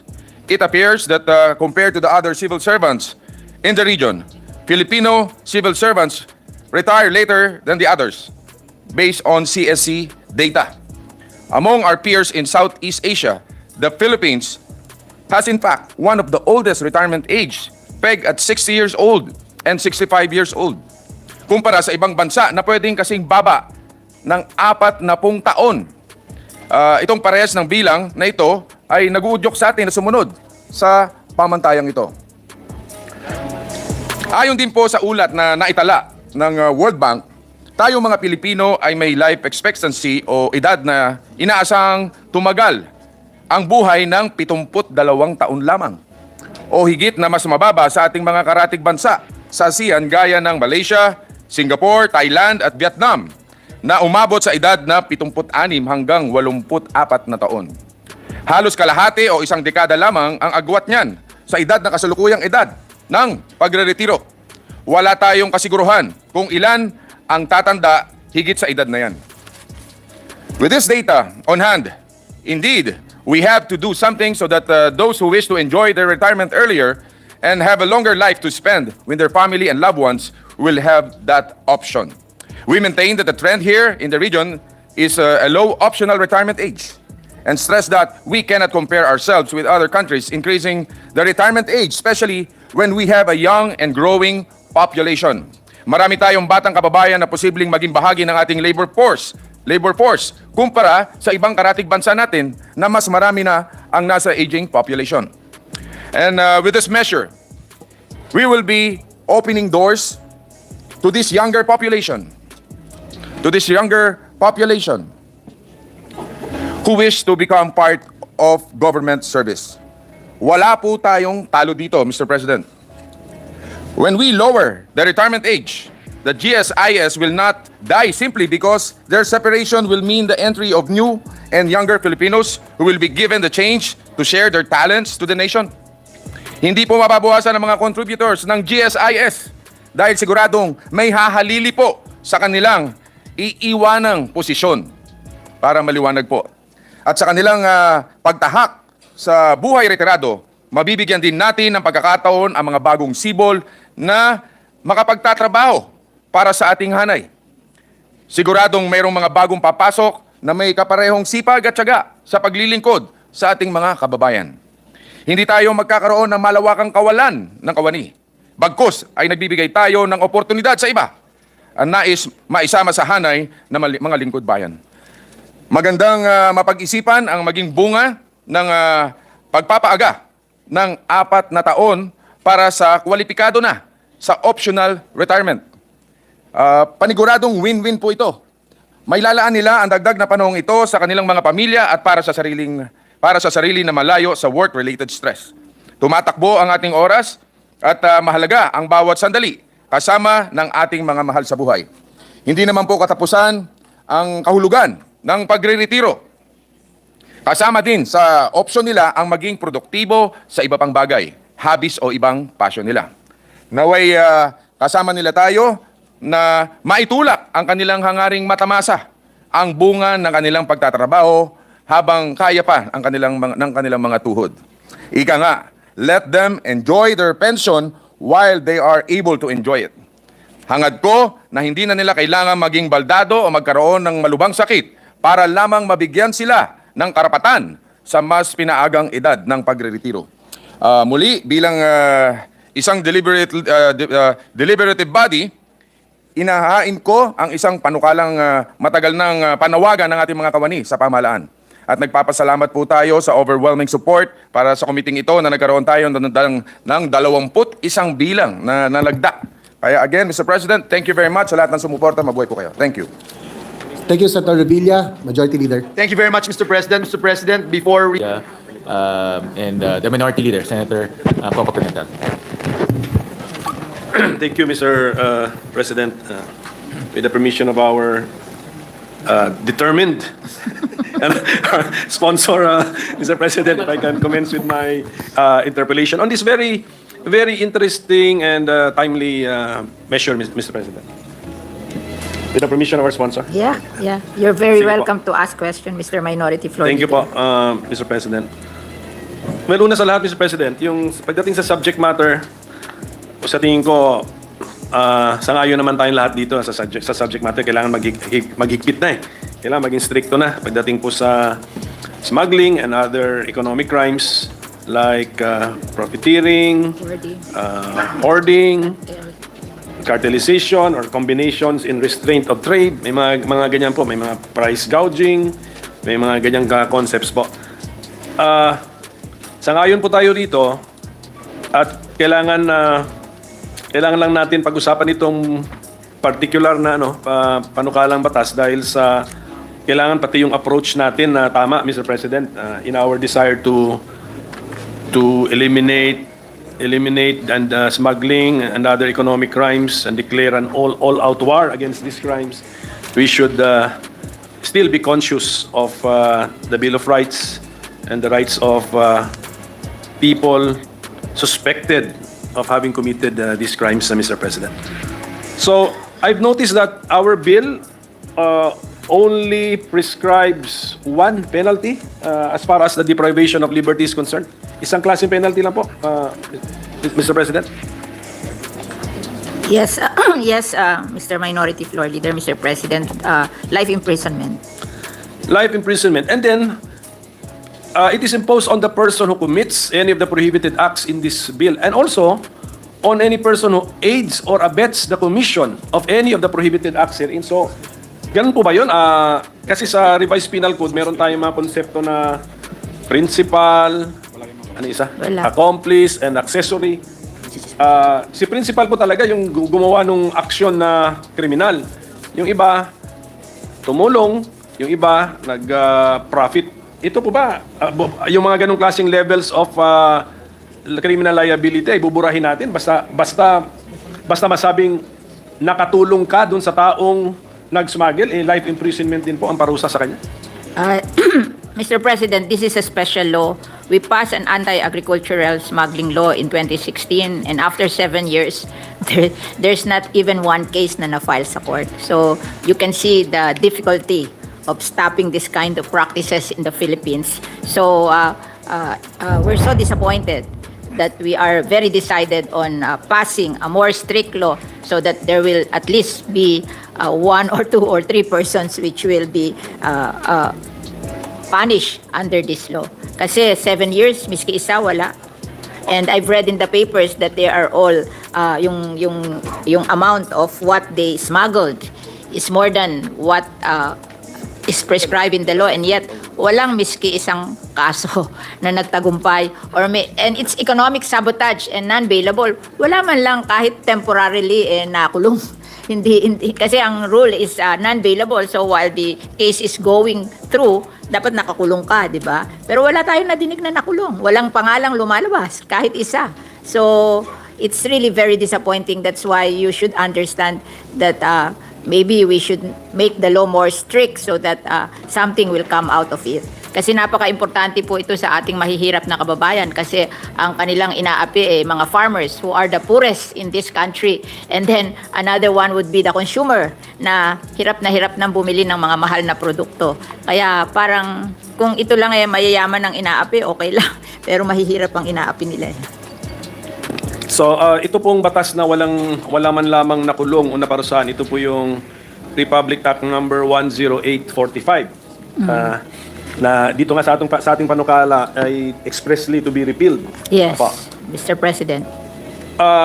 Ang mali po ba ay nandun sa batas o sa enforcement po, Mr. President?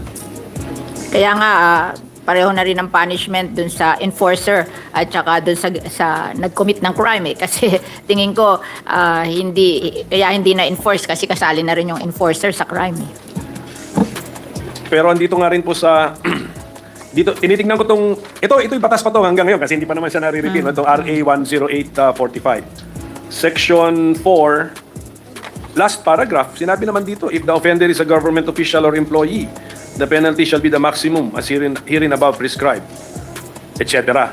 So, hindi rin po pinalagpas yung government official or employee po dito sa kasalukuyang batas po But the difficulty of that law is nag-provide ng IRR, implementing rules and regulations. And ang gumawa ng implementing rules and regulation is the Bureau of Customs. And I think there's a conflict of interest there. Kasi yung regulatory, siya din yung nag-implement ng batas. Kaya parang there's something wrong there.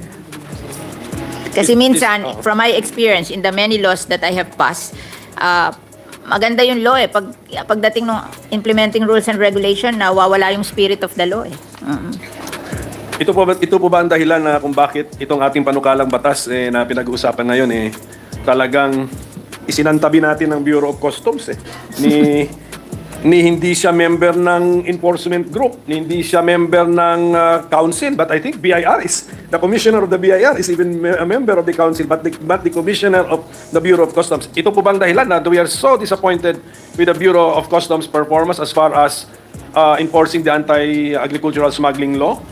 And I think there's a conflict of interest there. They should not be the one enforcing because they are the one, they're dealing with the importer. So may conflict of interest doon eh. Kaya But we are totally we are in this bill totally parang po siyang ghost eh. Para siyang hindi nag-exist. Ganun po ba 'yon? Kahit po membership sabi lamang nila sa- may kailangan daw sa port. Eh, sabi ko, the Philippine Port Authority na lang ang magbantay sa port. Wag na Bureau of Customs. Di ba naglagay din naman tayo ng representative ng port. It's the Philippine Ports Authority. Pero pagka Mr. President, kasi itong ating pinag-uusapan ngayon is parang economic sabotage ito. So yung halaga ng goods na either smuggled, hoarded, or Profiteering. being price profiteered or subject of the And cartel another- is 1 million pesos. Yes. Hindi, ma'am, ito pa, Mr. President, para lang maklaro. Pag below 1 million, sino pa rin na may jurisdiction na tugisin ngayon yung still committing the same acts but below 1 million? Priced Act na ang i-implement. And is that There the is a Priced Act. Oh. Price Act? Is it that the Bureau of Customs? Sino nag Kasi Price Act tama po ba? Is it the Bureau of Customs? Oh, yes.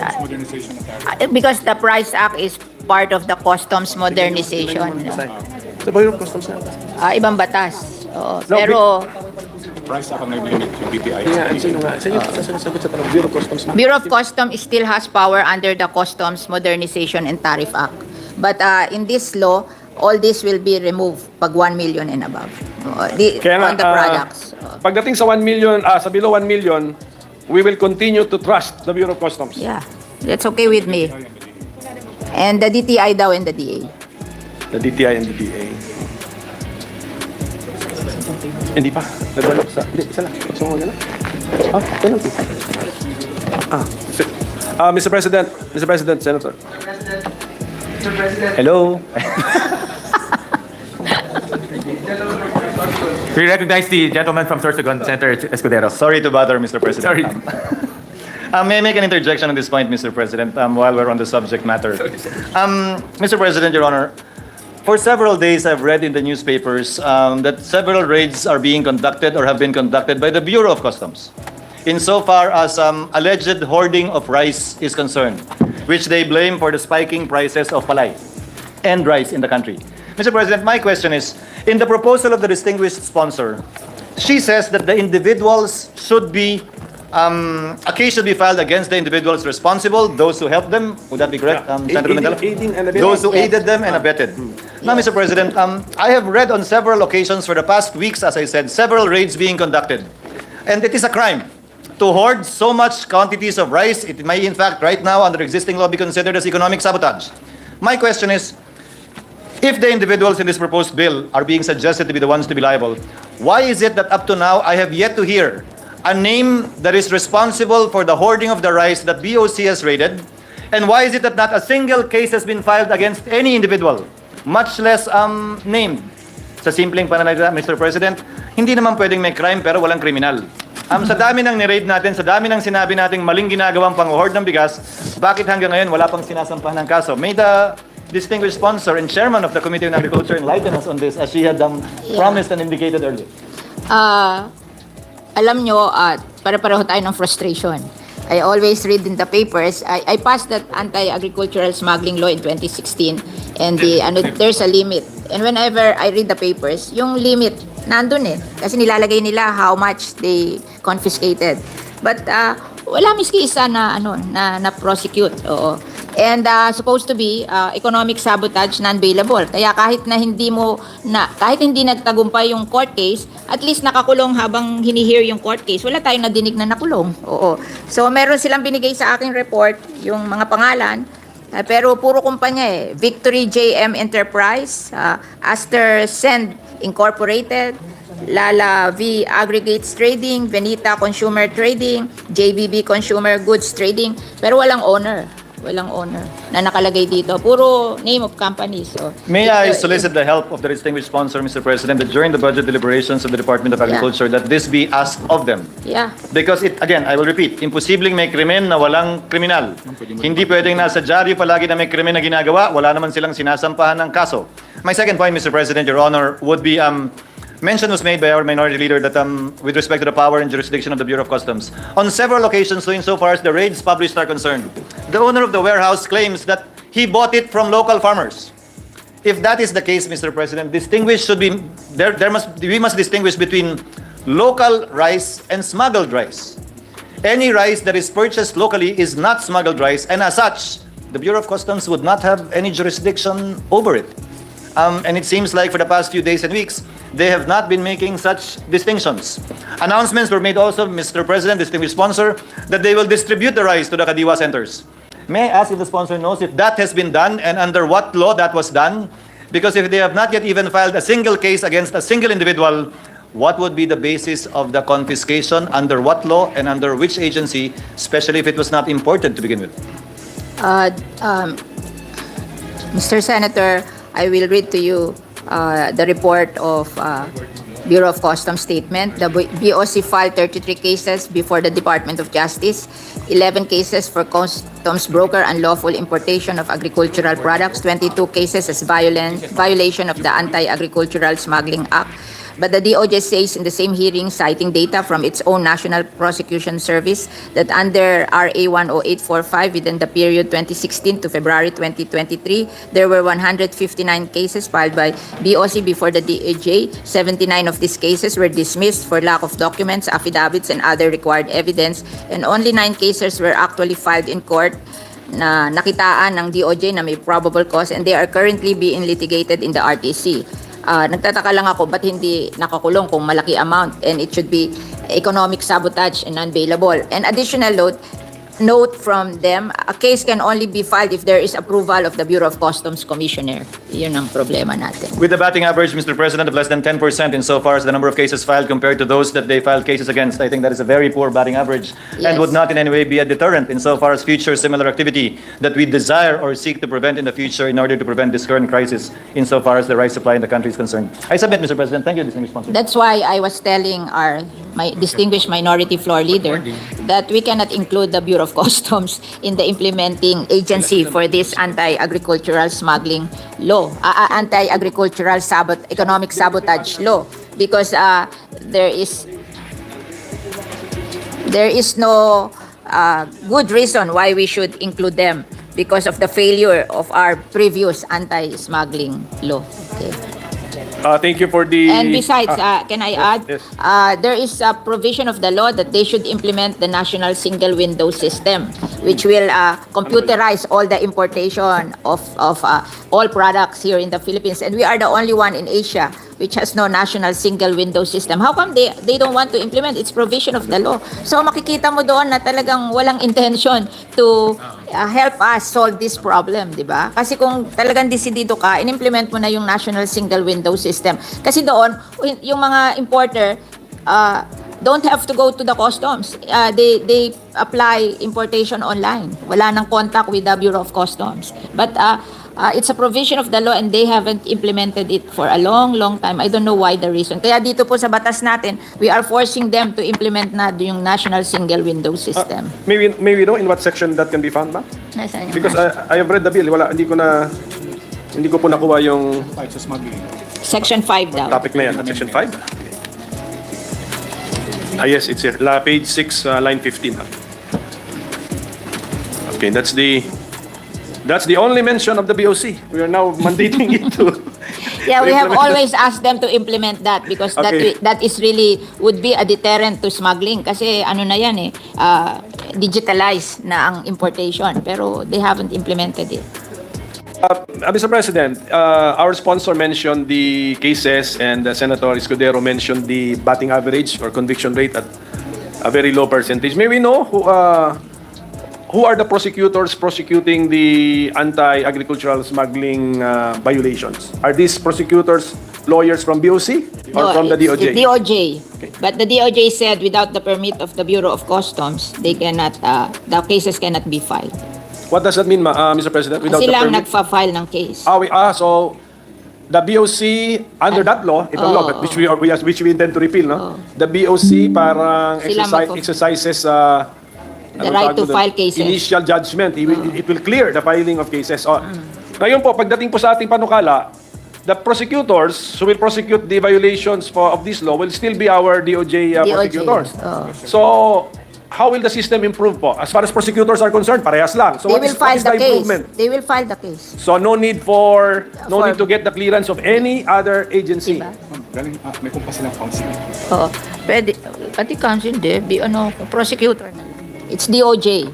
No need to get the permit of the Bureau of Customs.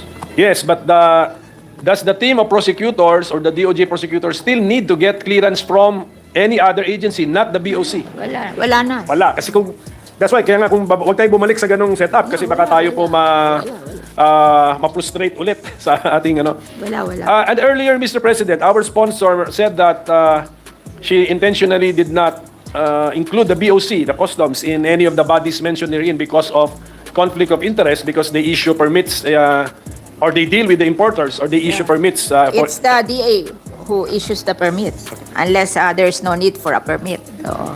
So that is my point now. The DA is included in the council.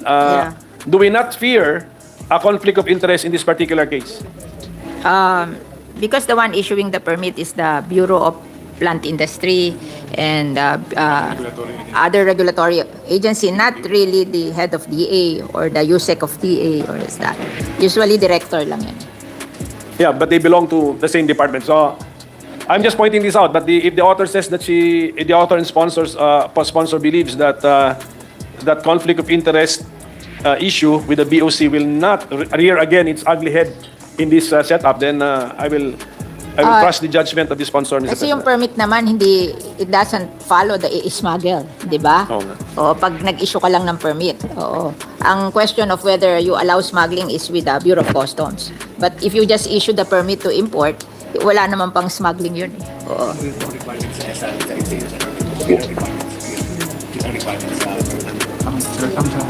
Ano bang intervention sa current law? Ano bang...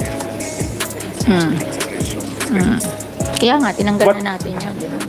Mr. President, okay, just for us to really understand what's going to happen and the changes, kasi we are after the changes kasi we already have a very strict law, but it failed. So there are... Actually, our law before is not strict in the context na yung IRR, sila gumawa Bureau of Customs. So, yun ang problema, yung IRR na yun ina-adjust nila to what they want Hindi nila ina-capture yung spirit of the law. Marami ng times na nangyari sa akin yan Kaya ako, when I write a law, I'm very specific para hindi nila ma-change yung spirit of the law. And ngayon, may suggestion na yung ating colleague dito na mga lawyer, natanggalin na yung IRR. Kasi nakakasama pa yan minsan. So, we're going to remove there's no need for an IRR here. We're very specific na, so there's no need for an IRR. Yes, Mr. President. But if it's really the IRR which is the problem, we could just have revisited RA 10845 and then addressed Section 6, which is about the IRR. We could have done this more easily, Mr. President. But we have included in the anti-agricultural smuggling law, there's no mention of cartel, profiteering, and hoarding, and that we included in this law. Kaya, if you will notice, it's agricultural economic sabotage kasi it entails not only smuggling, but also cartel, profiteering, and hoarding. The so-called IRR, Mr. President, is before me. Is this the Customs Administrative Order number 2-2017? Yes. And it is 4.4, which is the problem here, Mr. President, which starts this way: the Bureau shall initiate seizure proceedings. Is 4.4 the problem, or Everything. everything is the problem? They have all the power. Di ba? Lahat ng power binigay sa kanila. And they decide whether to file a case or not. Tignan mo ngayon, where is that? Hindi yung seizure yun. 3315. It's 4.6. Is the sponsor referring to 4.6? Paragraph 4.6 of that CAO number 2-2017. Ayan, section 1135. that no civil or criminal action for the recovery of duties or the enforcement of any fine, penalty, or forfeiture under this act shall be filed in court without the approval of the Commissioner. Hindi ko nakuha, wala tayo. Section 1135, Customs Modernization and Tariff Act or Republic Act 10863. So it's in a law. Yes. Okay. So are we? So We these should address laws will be repealed by this law. It says there that all laws in conflict with this is deemed with regards to these 14 products will be repealed. At the end of the law, it will be repealed. All laws that will Implied repeal. Implied repeal. We are not. No, in the law. It's in We the are law. not. We are not. Implied repeal. Yeah, implied repeal. Okay, sige po.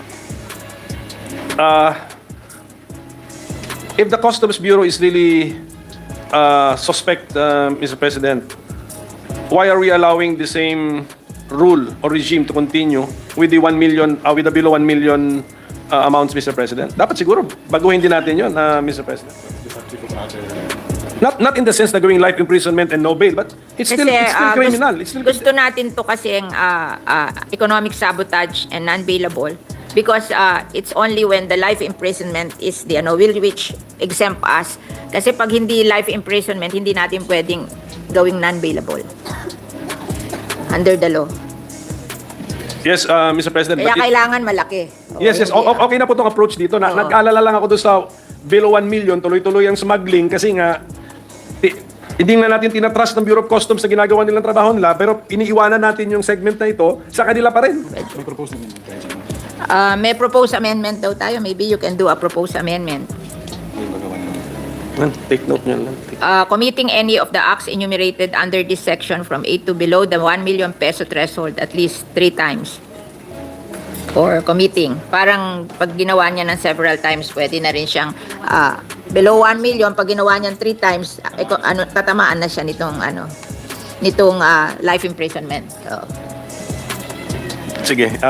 unless you have a better... Yes po, we'll have to study that in the English version kasi yung ginawa na 3 times, ano yung sabihin nun? Dapat convicted 3 times or suspected 3 times? 3 times daw nahuli below 1 million. Nahuli. Hindi, not necessarily convicted. Yes, but if you have a better wordings, we will you're examine. very welcome kasi you're a lawyer and I'm not a lawyer. We will examine it kasi labanan na natin ang smuggling, Yes, pati sa baba. Kasi, yeah. Tama nga naman, kung 600,000 tapos ulit-ulit gawin. Hindi, Ulit-ulit gawin. Nakalusot pa siya, Mr. President. Yeah.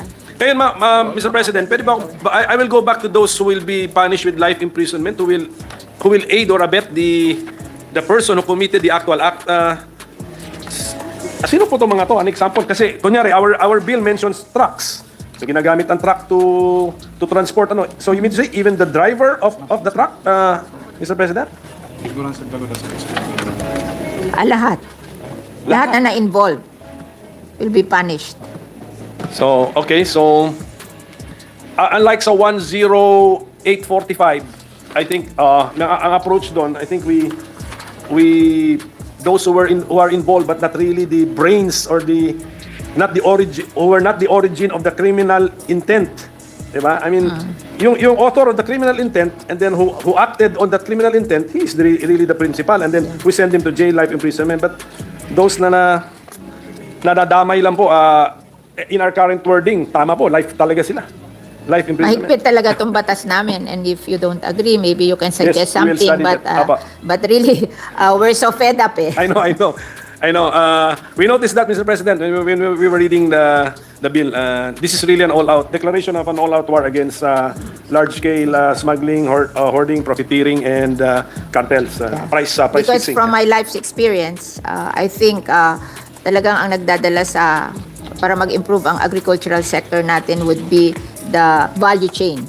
The farmers should be able, with their co-op or association, should be able to bring their goods directly to the consumers and not pass through the middleman. Kasi kaya sila mahirap talagang tinetake advantage sila ng middleman. Kasi katulad ng storya ng onion, ang onion 25 pesos per kilo, binili sa kanila ng 8 to 15 pesos per kilo, lugi sila, but they had no choice because they have no warehouse to keep. Mabubulok lang yung onion, so kahit lugi sila, pinagbili na nila. And then the traders sold the onion for 600 to 700 pesos per kilo. Can you imagine that happening? Sobra naman yon. Kaya parang naawa na tayo sa ating mga farmers, and at the same time naawa rin tayo sa mga consumer natin. Apo. But of course, I believe we also all agree that we have to do this the right way. Otherwise, wasted effort din tayo if We will be there will be questioned. some unconstitutional, let's say, aspects of our bill, and then ma-question, and then ma-declare the entirety of the bill as unconstitutional. And one of the ideas which bother me, Mr. President, is this found on page 9, line 12, this prima facie evidence of strong guilt, Yes. which renders the offense non-bailable.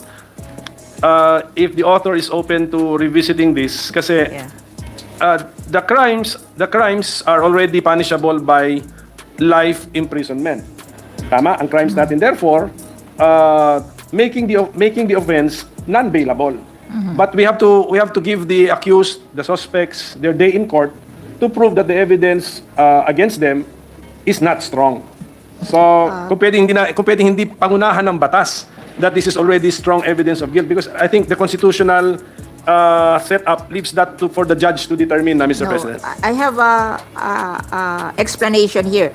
Prima facie is a Latin phrase which means accepted as correct until proven otherwise, which as used in criminal law means guilty on its face or disputable guilt, or a person arrested is already deemed guilty unless disproven later in a judicial process, so that he or she can be arrested and imprisoned immediately. It can also mean that a situation exists that a crime has been committed unless proven later in a judicial process that there was none actually. Parang pag may prima facie evidence ka, pwede kang ikulong for that tapos later on kung ma-prove mo sa court na hindi totoo yun, then you can do bail.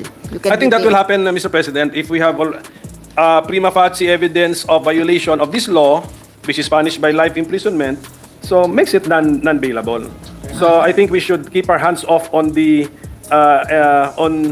Kasi gusto lang natin, Mr. on the weight that we will give the evidence that this is already strong evidence, and actually that's what is strong should be the evidence, no? Not the guilt. Yeah. So, Kaya nga, gusto lang our- natin na ma-file ang case at malagay na economic sabotage, non-bailable, para ma-imprison siya pending the case. Pending the case. And then kung ma-acquitted ka naman ng court, at least na-imprison mo na. Diba?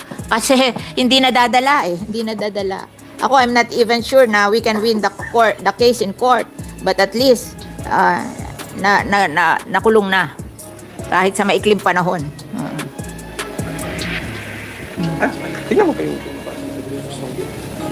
So, Okay, Mr. President, we have heard the explanation of the sponsor, and yet I know she's open for us to revisit the said paragraph found on page 9, lines 10 to 13, Mr. President.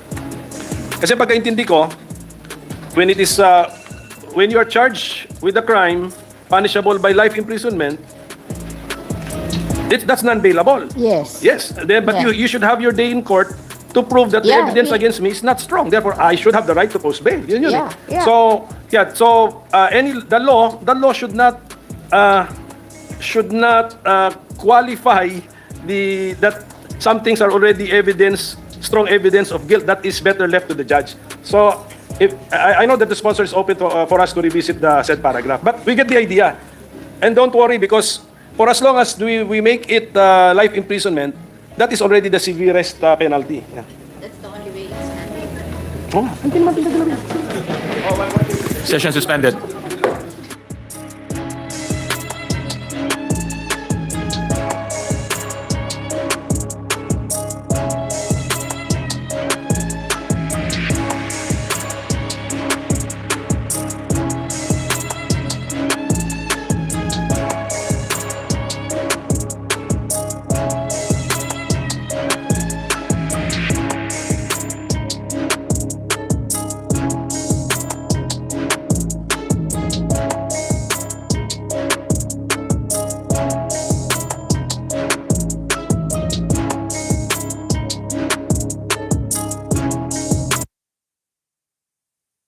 dairy, and fruits. And fruit. Beef, dairy, tobacco, and fruits. Okay.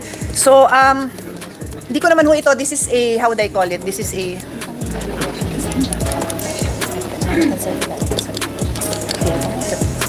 Anyway, I'd like to illustrate, no, this is not necessarily for Her Honor, but for anyone listening to us. If we remember Sesame Street, and they would have, they will show us pictures, and they will say which one here doesn't belong. I will put 14 pictures, and I wish I had time for the illustration because my point here is going to be better understood with pictures. Pero i-visualize nyo na lang. So, sugar, corn, pork, poultry, garlic, onion, carrots, fish, cruciferous vegetables, rice, then tobacco, beef, dairy, fruits. Which one doesn't belong? May idea ho ba ang resource persons natin, Your Honor? Kasi sila naman siguro nag-propose nito. Which one doesn't belong? They all belong. Tobacco is considered an agricultural product from the definition of WTO and Customs Modernization Act.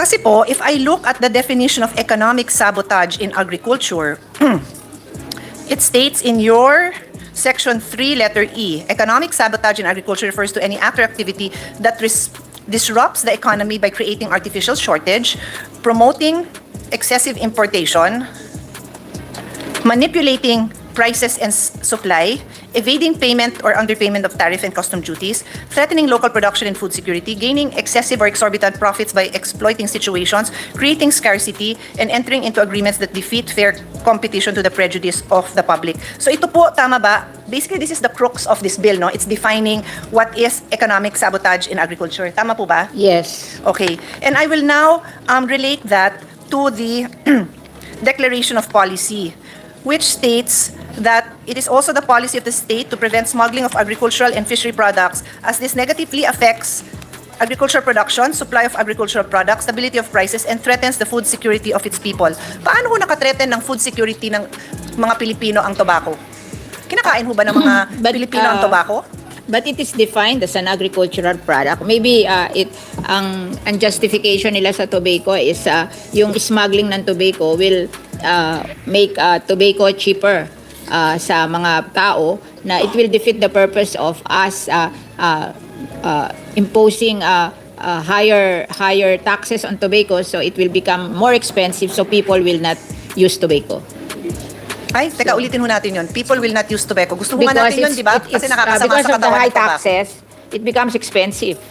So people will not use tobacco more because they have to pay a big high price for tobacco. Pero pag inalaw mo yung smuggling, dadating sa Pilipinas na mura ang tobacco, which defeats the purpose. Maglulus tayo ng ating tawag doon income from Revenues. taxes, and at the same time it will defeat the purpose of us controlling the use of tobacco in the Philippines. Well, that part of the response I understand because this representation was the chairman of the Committee on Ways and Means when we, a couple of times over the more than a decade, chairman in the last 3 years, but involved in the taxation of tobacco and related products. Naintindihan ko po na we tax tobacco products, number one, to make it less accessible to the youth because nakakasama naman ito sa kanila, and number two, added revenues for the government. Naintindihan ko po yung portion na yon. Yung portion na hindi ko maintindihan is kung bakit siya kailangan isama sa economic sabotage. Ganun ba siya kaimportante para sa atin such that isasama natin sila sa mga produktong nakaka-affect ng ating food security? Ganun siya kaimportante? Sinasama natin because rampant ang smuggling ng tobacco in the Philippines, so naipagbibili na mas cheaper, so hindi natin na-achieve yung we discourage the youth from using tobacco. It's for another reason, not really for food security.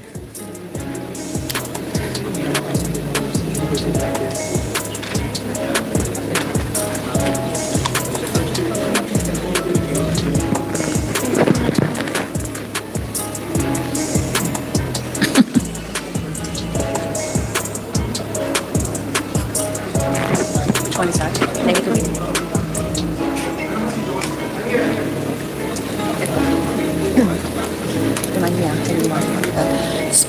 Thank you, Your Honor, for your patience. I am just reviewing this now, so I am gathering all the information to make this interpellation short but relevant. So as I mentioned, I take the position that I think it's common sense to the average person, even a child, that a tobacco product would not be part of that list of agricultural products that are truly essential to food security.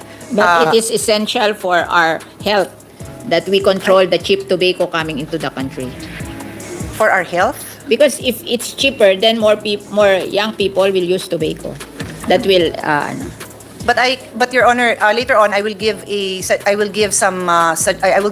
enumeration of other products that are also harmful, but are not now part of this economic sabotage. In other words, we are singling out these tobacco products and including it in what is otherwise a very, very important list of products essential to food security.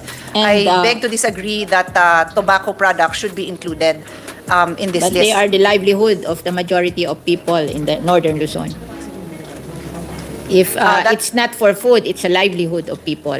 And I want to inform you that we earn a lot from tobacco now because it is being exported to the United States because it is being used to wrap the cannabis, which is legal in the United States. Kaya nagkaroon ng panibagong demand for tobacco in the northern Luzon. So, and I guess Well, what we'd like to point out as the chairperson of the Senate Committee on Sustainable Development Goals, Innovation and Futures Thinking, it is also important that we have a whole-of-government approach.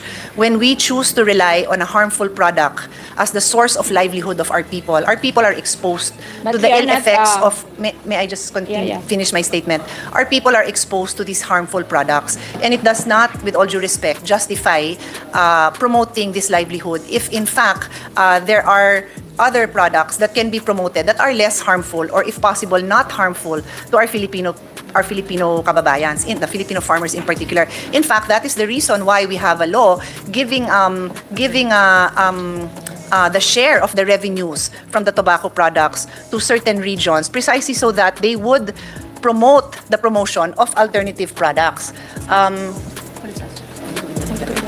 RA 9211 refers to the program that shall promote cooperative programs to assist tobacco farmers in developing alternative farming systems, plant alternative crops, and other livelihood projects. So I only mention this, Your Honor, because the sponsor mentions that we need to include tobacco products because this is a source of livelihood. I'm mentioning the counter-argument that under the an existing law that we passed, I don't know, maybe 20 years ago, we are supposed to veer away from these harmful products. We should, in fact, be promoting the production of rice, of vegetables, of fruits. Yung mga nasa listahan po ng ating sponsor, hindi po ang tobacco product.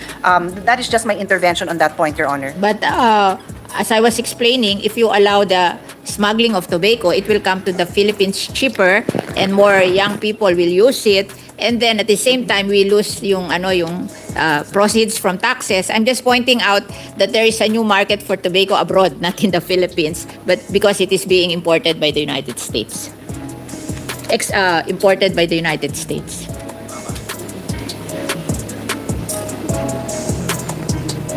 Kasi dati, magpapalit sila ng livelihood, kaso ngayon, bili daw ng tobacco, being exported to the US. Nagbubungan tobacco. But not for us. To be clear, Your Honor, and I should have said this at the start of my interpellation, I support this bill of Her Honor. It is a very good bill. I support and I agree with the statement of Her Honor na galit siya dito sa mga smuggler na ito. Full support po ako dyan. Ang kaisa-isa kong issue ay yung pagsama sa tobacco dyan kasi katulad po ng inyong paliwanag ngayon lang na dapat sugpuin ang pag-smuggle ng tobacco. Agree din ako doon kasi nga ako nga po ang chairman nung isinulong natin ang sin tax law na kasama ang bagong sin product na vapes, no? And I agree wholeheartedly, pero may batas na ho tayong sumusugpo at nagbibigay ng penalty sa smuggling ng tobacco. Ang tanong ko is, wow ha, ang tobacco in-elevate na sa kahalagahan ng ating mga pagkain that is essential to food security. Wow, kasi nga, yan ang gusto ng ating tobacco industry. And I'll tell you why this matters, Your Honor. During the interpellation of the Minority Floor Leader, na pag-usapan niyo po yung role ng mga prosecutors, no? Tama ho ba yung intindi ko para hindi na ho ko nauulitin na there will be a special team of prosecutors, right? That is correct? Alam niya naman yan eh. Ano po? No. I'm just reading. No, Yes, I'm confirming, di ba? Parang nga hindi ko na uulitin. Di ba? Yes, Tama. yes. So the answer is yes. So there's a special team of prosecutors. So in the news the other day, nakalagay doon na... What po tayo sa of minors or what? Where's that?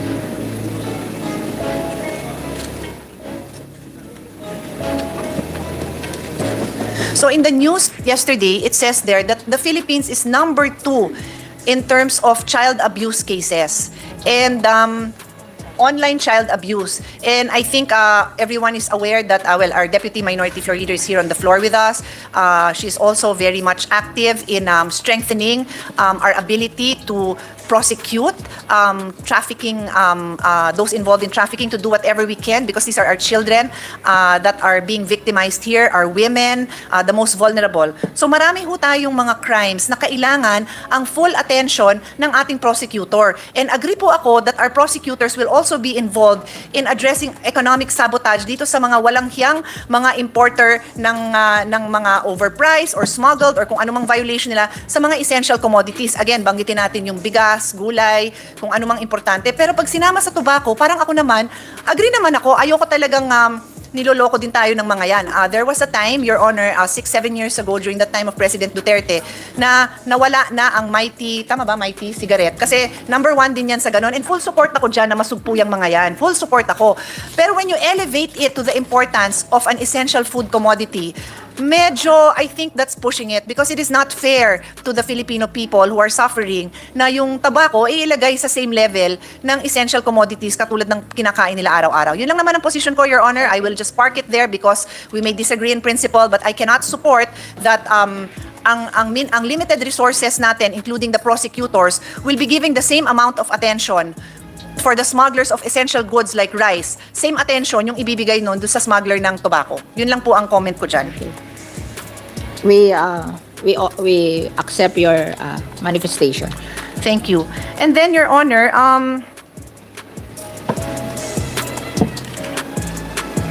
sa Section 12 naman, there is a list. This refers to the creation, establishment of an anti-agricultural economic sabotage council. So it mentions the members, mga department natin, including Agri, DTI, so on and so forth. And then in letter I, it mentions one representative each of the following agricultural sectors whose members shall be nationwide. May isa sa sugar, then rice and corn, livestock and poultry, vegetables and fruits, fisheries and other aquatic products, and si tobacco. May I know who, for example, would be the representative from the sugar industry or from the rice and corn? Who would make up this? Is this the farmers cooperative? Sino ho ba yung magme-member dyan? I think there are association of sugar farmers or other farmers, and they will choose a representative from their sector. So ganun There are din. always association of farmers in different places, and they choose their representative. So sa tobacco ganun din. It's the Yes. tobacco farmers. Okay. And then I will relate this to the question of the minority floor leader when he pointed out that in the early part of the bill, where you have an enumeration now of what are agricultural and fishery products, that's Section 3A, it refers to cruciferous vegetables, no?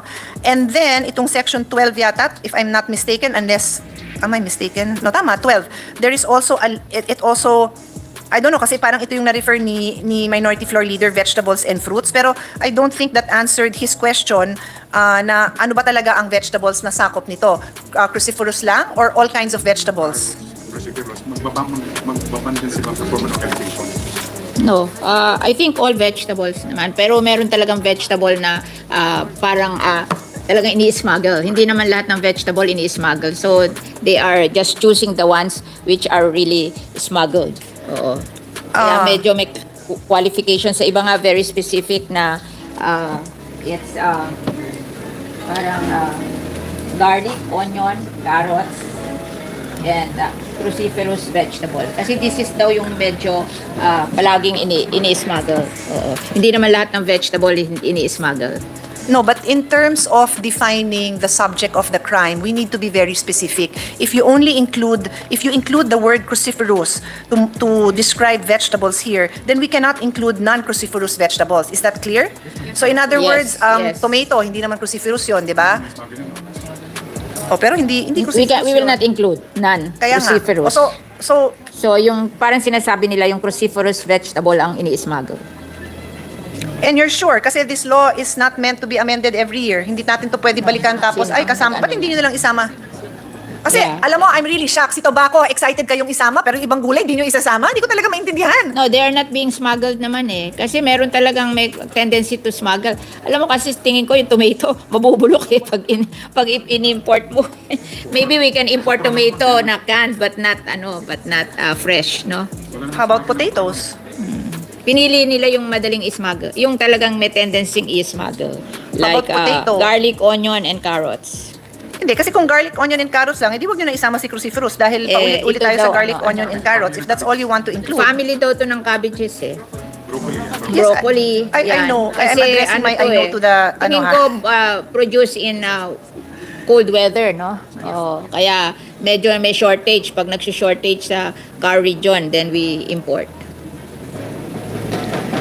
I leave it up to the sponsor. I'm just pointing out that this law is meant to be. Kasi this is a product of many hearings also eh. And then it's the opinion of the sector in agriculture. So, dito sa list nyo of representatives, then it should be a representative from the specific cruciferous vegetables that are affected. Yes. Hindi ka pwedeng mag-representative ng kamatis dahil hindi yan kasama. Tama ba? Pero dito lang naman vegetable and fruits eh. Pinagsama na hindi kasi there are only 1, 2, 3, 4, 5, 6. There are 14 items but only 6 were Ganito na lang. Yun nga po yung point ko. Ganito na lang. Can we just spread in the records that when we say that there will be one representative from each of the following sectors, the representative for vegetable and fruits would definitely have to fall within the farmers cooperatives that are selling, that are growing vegetable and fruits. No, hindi nga po. Vegetables and fruits nga, pero the cruciferous vegetables that was being referred to earlier, because otherwise, why will you have a representative that doesn't fall under them? Yeah, we will clarify under the amendment. Clarify nyo na kasi. And then you state their vegetables and fruits. For something so important, pinagsama pa yon. So, mag-aaway pa si vegetables and fruit representatives. So, sino sa kanila ang pwedeng makasama dyan? Isa lang. Buti pa si tobacco. Solong-solo niya yung space niya. Totoo naman po. Kaya kayo natatawa eh. Ay, nako. Di ba mag-aaway pa sila? Wala pa silang voice. This is subject to amendment. You can amend. Si Rice tsaka si Cor, naghahati din. Pero si Tobacco is all alone with one voice equivalent to everybody else. Di ba? I mean, Your Honor, yun lang talaga. So we can include tobacco with what? Tanggalin na nga kasi doesn't belong nga eh. Ako, I have no, except talagang ito yung lumabas sa study na. And I thought that preventing smuggling of tobacco is good because that would make tobacco expensive, so our people will not use tobacco freely. That's my only reason, and it's a source of income for our economy. So, And I agree 100% with Her Honor. I'm against smuggling of any kind, including tobacco, but it is already covered by existing laws. Yeah. Talagang bilib na bilib lang ako sa lobby ng tobacco na nasama siya dito dahil Alam mo, nasama siya. Ay, alam ko yun kasi sinabi pa sa akin talaga nung tobacco industry na eto plano nila eh.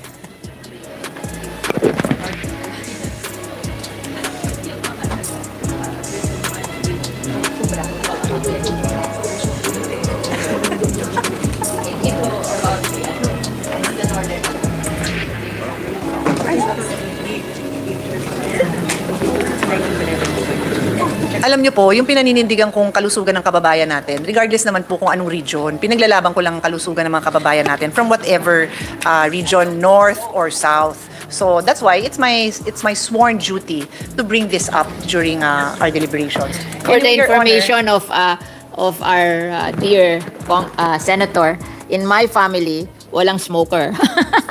Honor, and very pro Kaya ano kayo. I am proud to say na nobody smokes in my Yes. family. Okay. Kaya lang, alliance, hindi mo inaawal, dami nilang photo.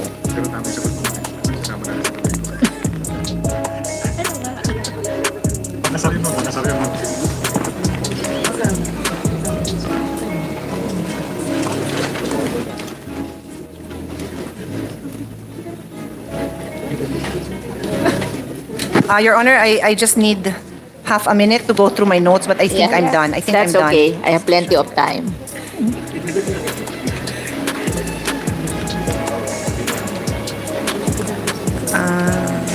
Yes, Your Honor, I saw my notes. Section 11 refers to penalties. On page 9,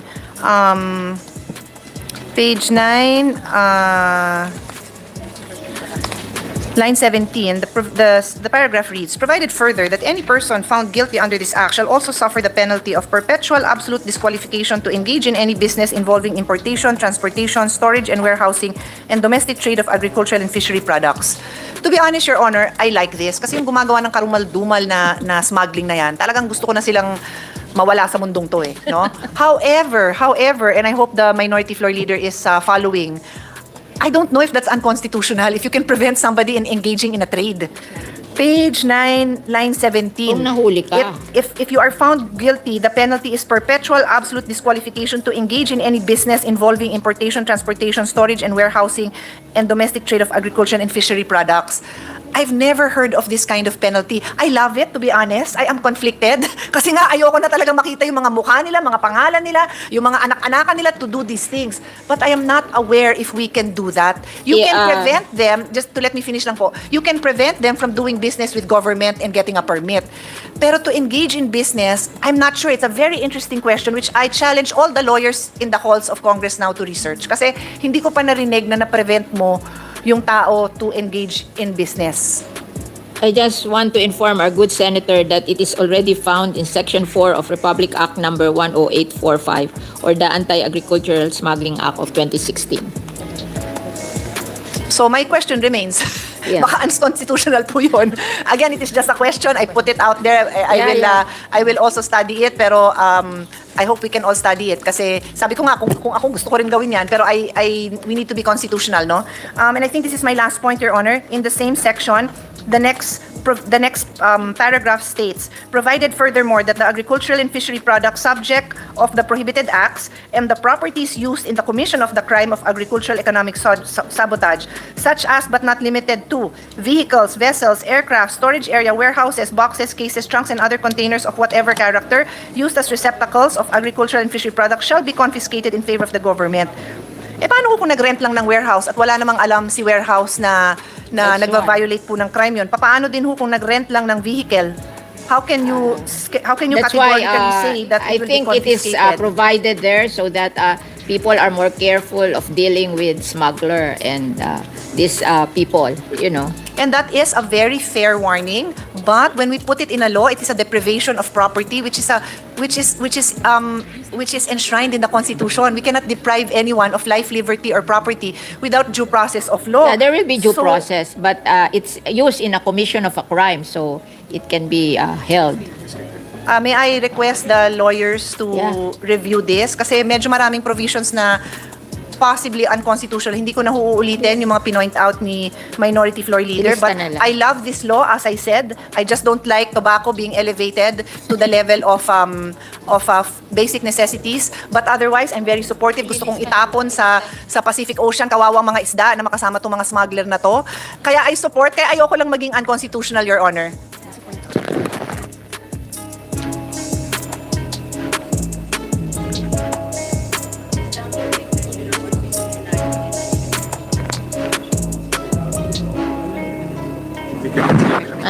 And Your Honor, just to point out, when I mentioned that baka unconstitutional yung provision that provides for absolute disqualification to engage in any business, that the words used were perpetual absolute disqualification to engage in any business involving importation, transportation, storage, and warehousing, and domestic trade of agri and fishery products.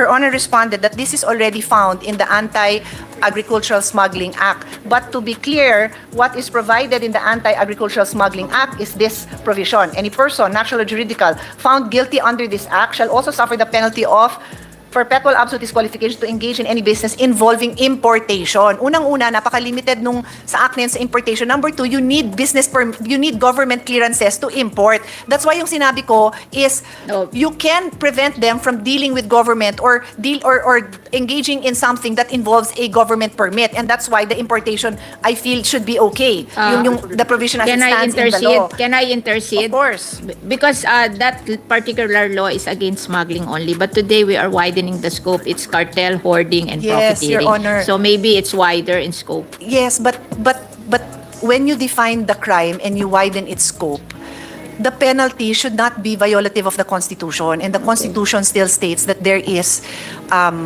we cannot deprive anyone of property without due process of law. So may I request the agencies that are pushing for this bill to review this carefully from a constitutional standpoint. Kung pwede bang mag-deprive tayo ng tao ng may negosyo, I will support. I will be the first to support kasi ayoko na talaga silang magnegosyo ng ganito. Ayoko talaga.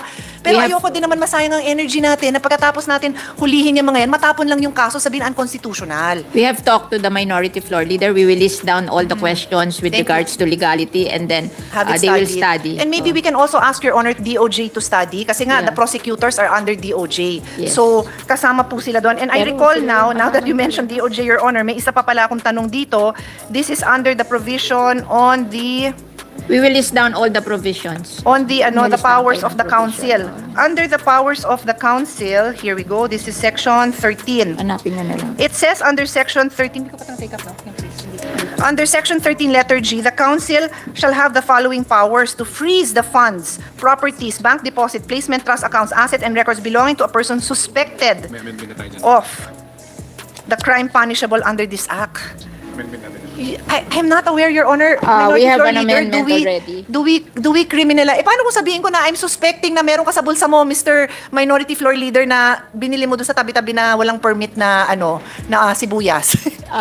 Meron ng amendment dyan. File a verified ex parte petition to freeze all related monetary instruments or property before the Anti-Agricultural Economic Sabotage Court. We will create a special court for this, and then we will file a petition.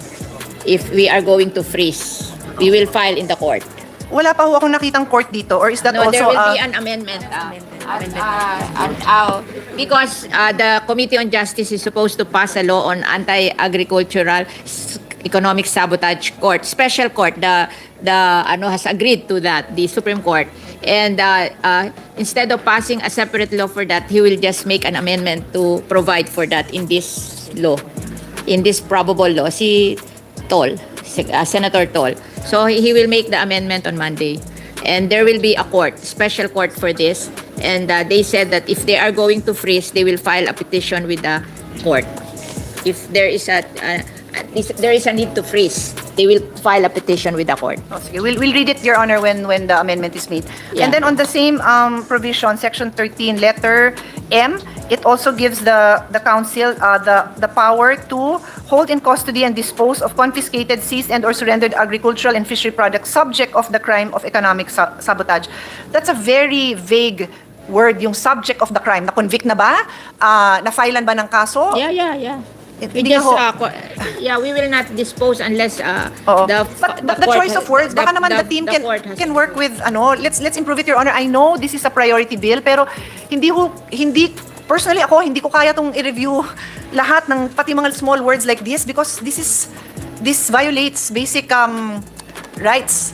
Even though gusto ko ngang itapon yung mga yan sa kung saang seventh level of hell, pero we still have to be constitutional in our approach. So, pa-review nyo naman po sa mga lawyers ng maayos. The property daw will be held in custody until the finality of the case. But when you hold it in custody, you're also depriving somebody of their rights, ha? So, I need to understand that carefully. Crime, tapos ginamit niya yung property na yun, hindi ba talaga naman sinisis yung property na ginamit mo for a crime? Yes, I have no question with that. I am simply saying that you write it out properly so that the process there would be clear. Because Maybe you can make the glance, amendment to write it out hindi properly. po, ma'am. Sana naman yung team na nandyan will also write it properly, kasi kami naman ay nagmamalasakit lang na hindi mabato itong bill natin with so many unconstitutional provisions. We know Her Honor is very passionate about it. I share the passion except for the tobacco part. Pero let naman the team do the work naman. There is a provision daw for custody and disposition. There is a section 16 na in-enumerate yung custody and disposition na with to clear up the process. Yeah, it still says the word subject of the crimes. I don't know what that means. Sorry for my ignorance. I don't know what it means, subject of the crime. Na-file na ba ng kaso yan? I don't know what it means. Okay, you have to be specific. Gusto nila specific na specific. Paano mo na lang? Anyway, Your Honor, I'm very happy to collaborate with Her Honor's team, but kindly, I don't have the manpower to make these amendments. I think the ones who They will drafted consult it- the DOJ also. Opo. So, yun lang naman po. Again, I repeat, I am full support, except for the elevation of the status of tobacco to a basic necessity, which it is not. Thank you very much, Your Honor, for your time. Thank you, Mr. President. Thank you, Senator, and thank you, Mr. President. Thank you, Mr. President. Mr. President, at this juncture, I move that we recognize our minority leader, Senator Coco Pimentel, to continue with his interpellations. So move, Mr. President. Senator Coco Pimentel is recognized. Ayusin nyo na lang please, Thank you, Mr. President. wordings. And perhaps, Mr. President, with the indulgence of our minority leader, i-volunteer ko na rin yung ating Senate legal team, Mr. President, as this is going to be an arduous task, Mr. President. I agree so with our esteemed colleagues in this August chamber. And hopefully our legal team would be able to help out in looking into these very important issues that were raised already, Mr. President, in this August chamber. Thank you, Mr. President. Thank you, Minority Leader. Yes, we will instruct the legal team to look into these concerns. Yes, all hands on deck tayo, Mr. President, kasi minamadali natin, but of course, ayaw natin magaya ulit dun sa huli nating minadali, Mr. President. Sino ba yung huli natin minadali? Ano? Pero dito po, pagdating sa panukalang ito, agree naman tayo sa subject matter, sa objective. So, It's in the wordings. the minority will also try its best to help, Mr. President. Ngayon, Mr. President, I think Senator Cayetano already pointed this out, yung mga sectoral representatives natin. Ang question ko nga doon din, Madam Sponsor, is if they have community of interest na sinama natin sila as one sector. So, but I heard earlier that the sponsor is open to amendments on this regard. So, ang problem natin is lalaki ang bilang ng miyembro ng council, lalaki ngayon ng council, and then isa sa powers and functions of the council is the implementation of this act. Yeah. So yun ang mabigat. So I think we will amend that is 1/3 of the number ang para maging they can act parang yung majority. Quorum is 1/3 of the number. Para we can get a quorum kasi mahirap mag-quorum pag sobra dami. Okay, but yes, to have a council, an interagency council implementing a criminal law, Mr. President, I think that is what worries me now. Paano ngayon yung kilos nito? But I don't know if that will work, that reduced number of quorum required for the quorum. Okay, sige po, Mr. President.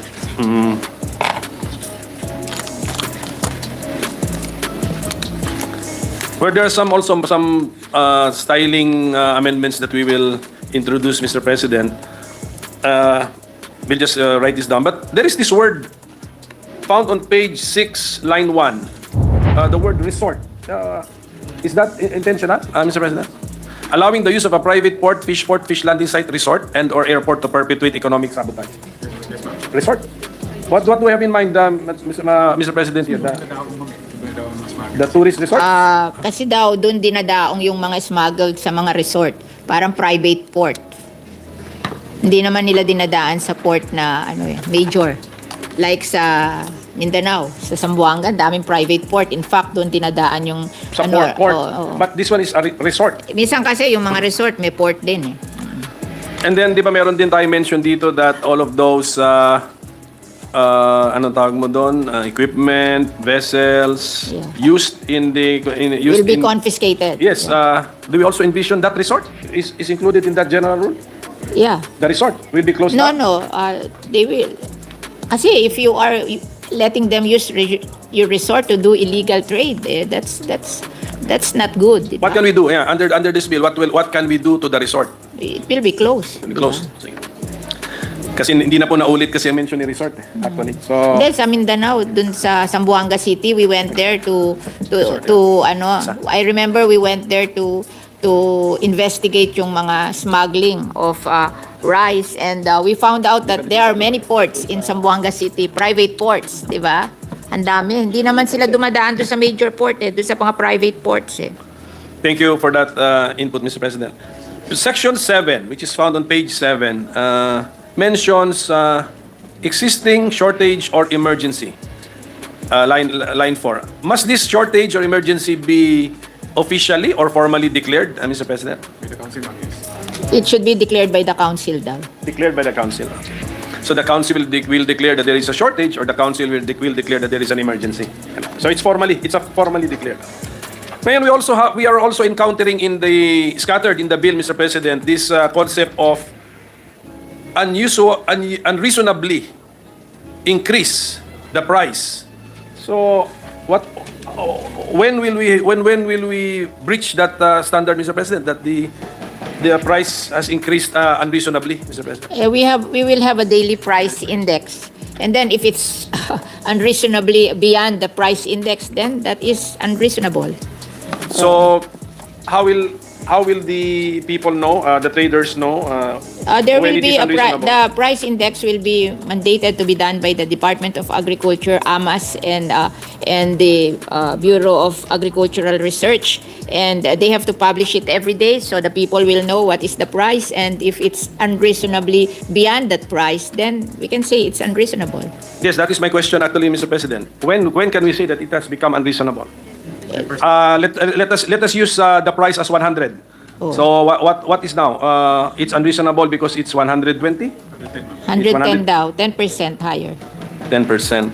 Or more than 10% So can higher. we, if that is our meaning, can we put that in the definition of terms? Because the concept appears and reappears in the You can bill. make an amendment on that, so we will be very clear. Kayo. Well, but is the sponsor open to revisiting the percentage itself? Yeah. Kasi Because a law, it should be reasonable to everybody. So I would accept what is the definition of reasonable to you? so we got our 10% from the enumerated prima facie evidence of profiteering. Andun siya. It's page 7, line 11. It's part of the Price Act daw The Price Act already uses the unreasonable increase concept. Yeah, and it's 10%.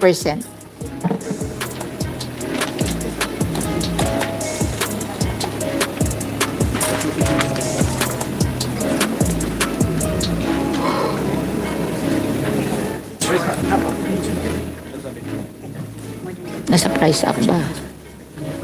Unreasonable na to? Hindi. Okay, our entry under profiteering, section 7, is found in the Price Act, but not the concept of this unreasonable increase in price. Yeah. It So is not if in the you Price Act. feel It's a new concept in our bill, Mr. President. So if you feel that 10% is not enough, maybe you can suggest a number. Yes, because it should that parameter should really appear to be unreasonable to almost all of us. Yeah. Yun, ganun po dapat. Yeah. So, ito po, itong one worrisome entry po man, nabanggit ko kanina, we are authorizing any member or a combination of members of the enforcement group to proceed and enter all areas where the product subject of the violation is located and confiscate the same, etc. Paulit-ulit po yung concept na yan. So, for the members or any combination of members of the enforcement group, there is a concept of deputizing. Nandun po yun sa powers ng council.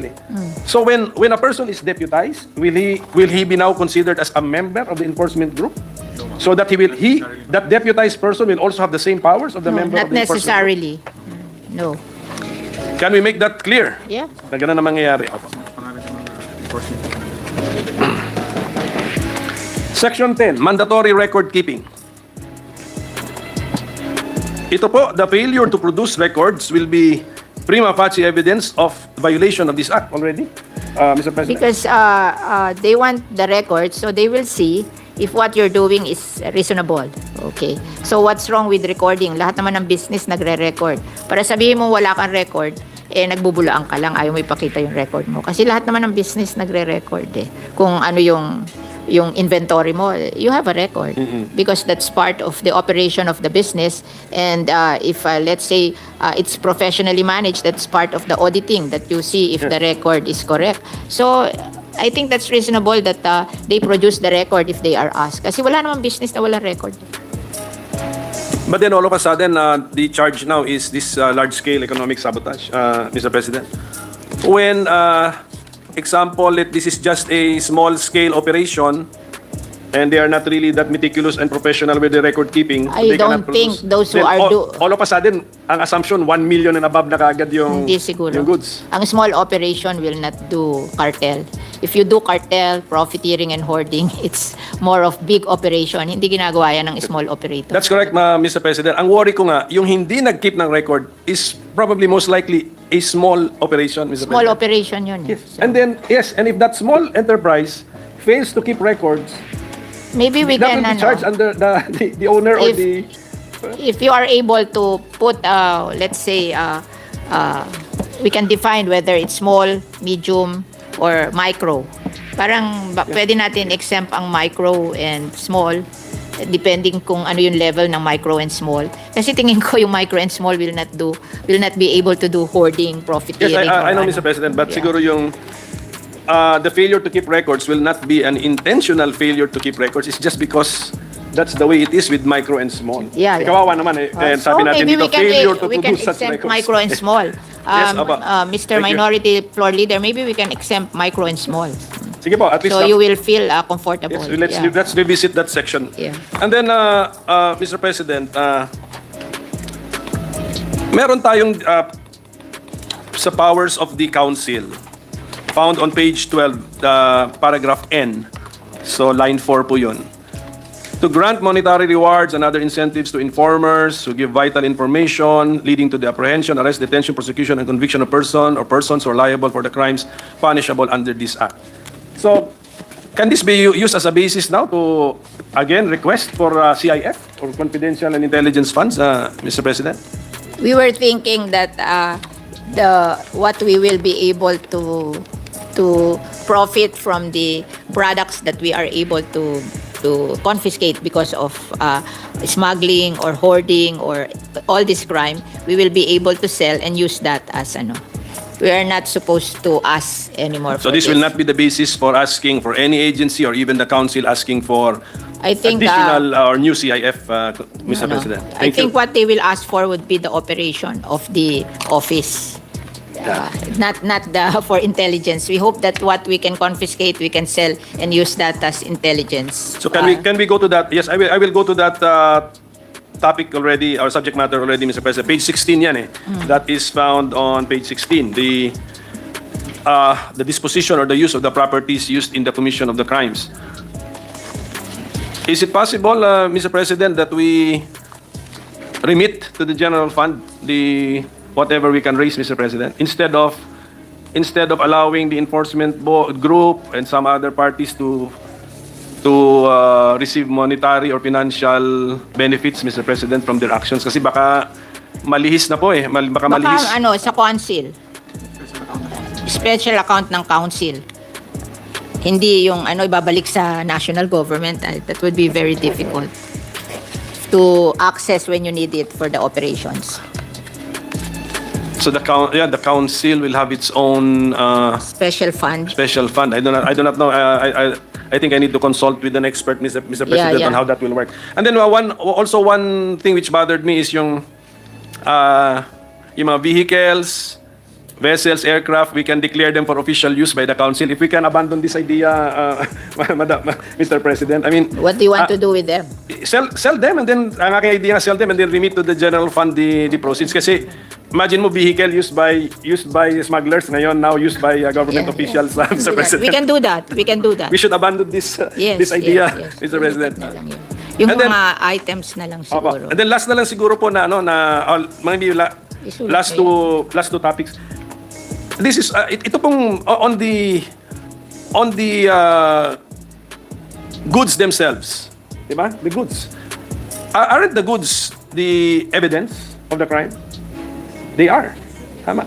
And how come the policy, as it appears to me, which is found on page 15, line 21, the policy is the mandatory destruction of the goods? Maybe it is provided there that you take pictures for purposes of evidence and then you destroy it. Kasi pag iniwan mo ng ganyan, mabubulok lang yan, baka mamaya nakawin pa yan or whatever. Alam mo naman na magulo tong ating ano. So maybe it is provided there that you get pictures and if they are acceptable evidence, then we destroy the imported ones we destroy.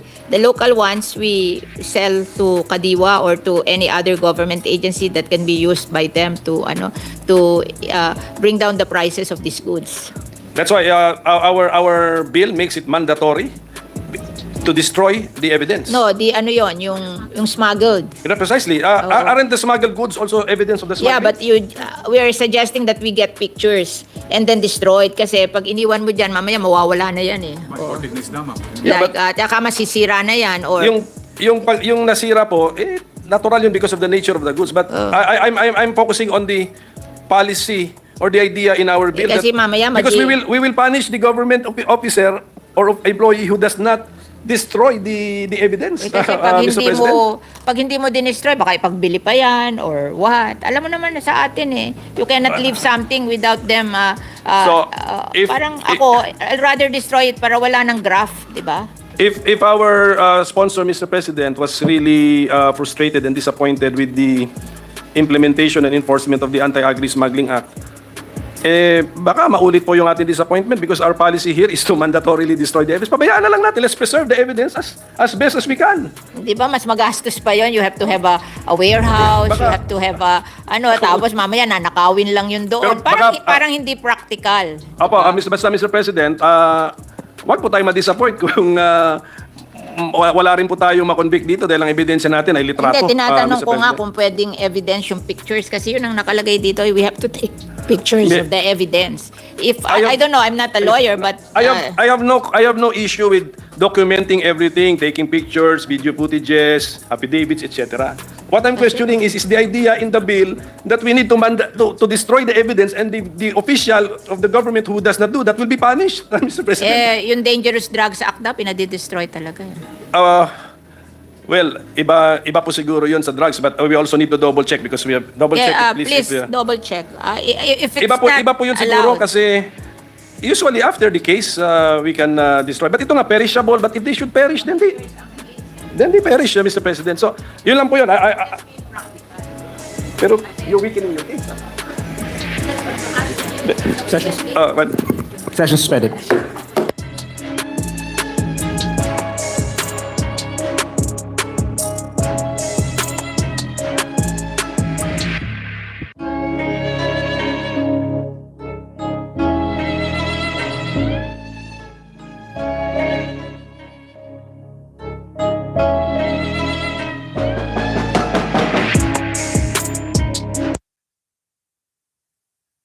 Issues now to provide modern farm equipment, provide good seeds, to provide training and credit to our rice farmers. Again, it was a good idea but yung pong implementation po marami pong problema. Yun, mga mahal naming panauhin. Malinaw naman po na meron talagang mga naapektuhan. Pero hindi na po natin dapat balikan yun. Kasi nakalipas na yun eh. Nasa administrasyon po yun ng aming chairman ng PDP, ng aking mahal na Pangulo, Rodrigo Roa Duterte. Nasa panahon nila yun. Iba tong panahon na to. Ang hinihingi po natin, itong panahon na ito, sana po natuto tayo doon sa mga... Kasi hindi alam nyo sa gobyerno, hindi mali ang magkaroon ng trial and error. Kailangan malakas ang loob natin magkaroon ng trial and error. Ang pangit sa gobyerno, hindi tayo natuto. Yun po, kailangan sa pagkakataong ito na bago po ang ating administrasyon, bago yung ating sekretaryo, kalihim ng Department of Agriculture, napakaganda po na makapag-umpisa tayo ng bago at matuto tayo doon sa naging trial and error. Ngayon, nandito po tayo ngayon para pag-usapan po natin kung paano natin ma-inform, malalaman po ng mga magsasaka kung ano po itong rice tarification law. Dahil dito po, ayon sa pag-aaral ng ASEAN Journal of Science and Engineering, alam daw ng mga magsasaka ang rice tarification law. Ngunit, hindi sapat ang kanilang kaalaman tungkol po dito. Masasalamin sa pag-aaral na ito na tila may kakulangan ang gobyerno sa paghahatid ng impormasyon na tama at naiintindihan ng mga magsasaka. Ayon din po sa isang pag-aaral noong 2022, ang mga pangunahing pinagkukunan ng impormasyon po ng ating mga magsasaka ay ang kanilang mga kapwa magsasaka at mga grupo ng mga farmers association sa Facebook.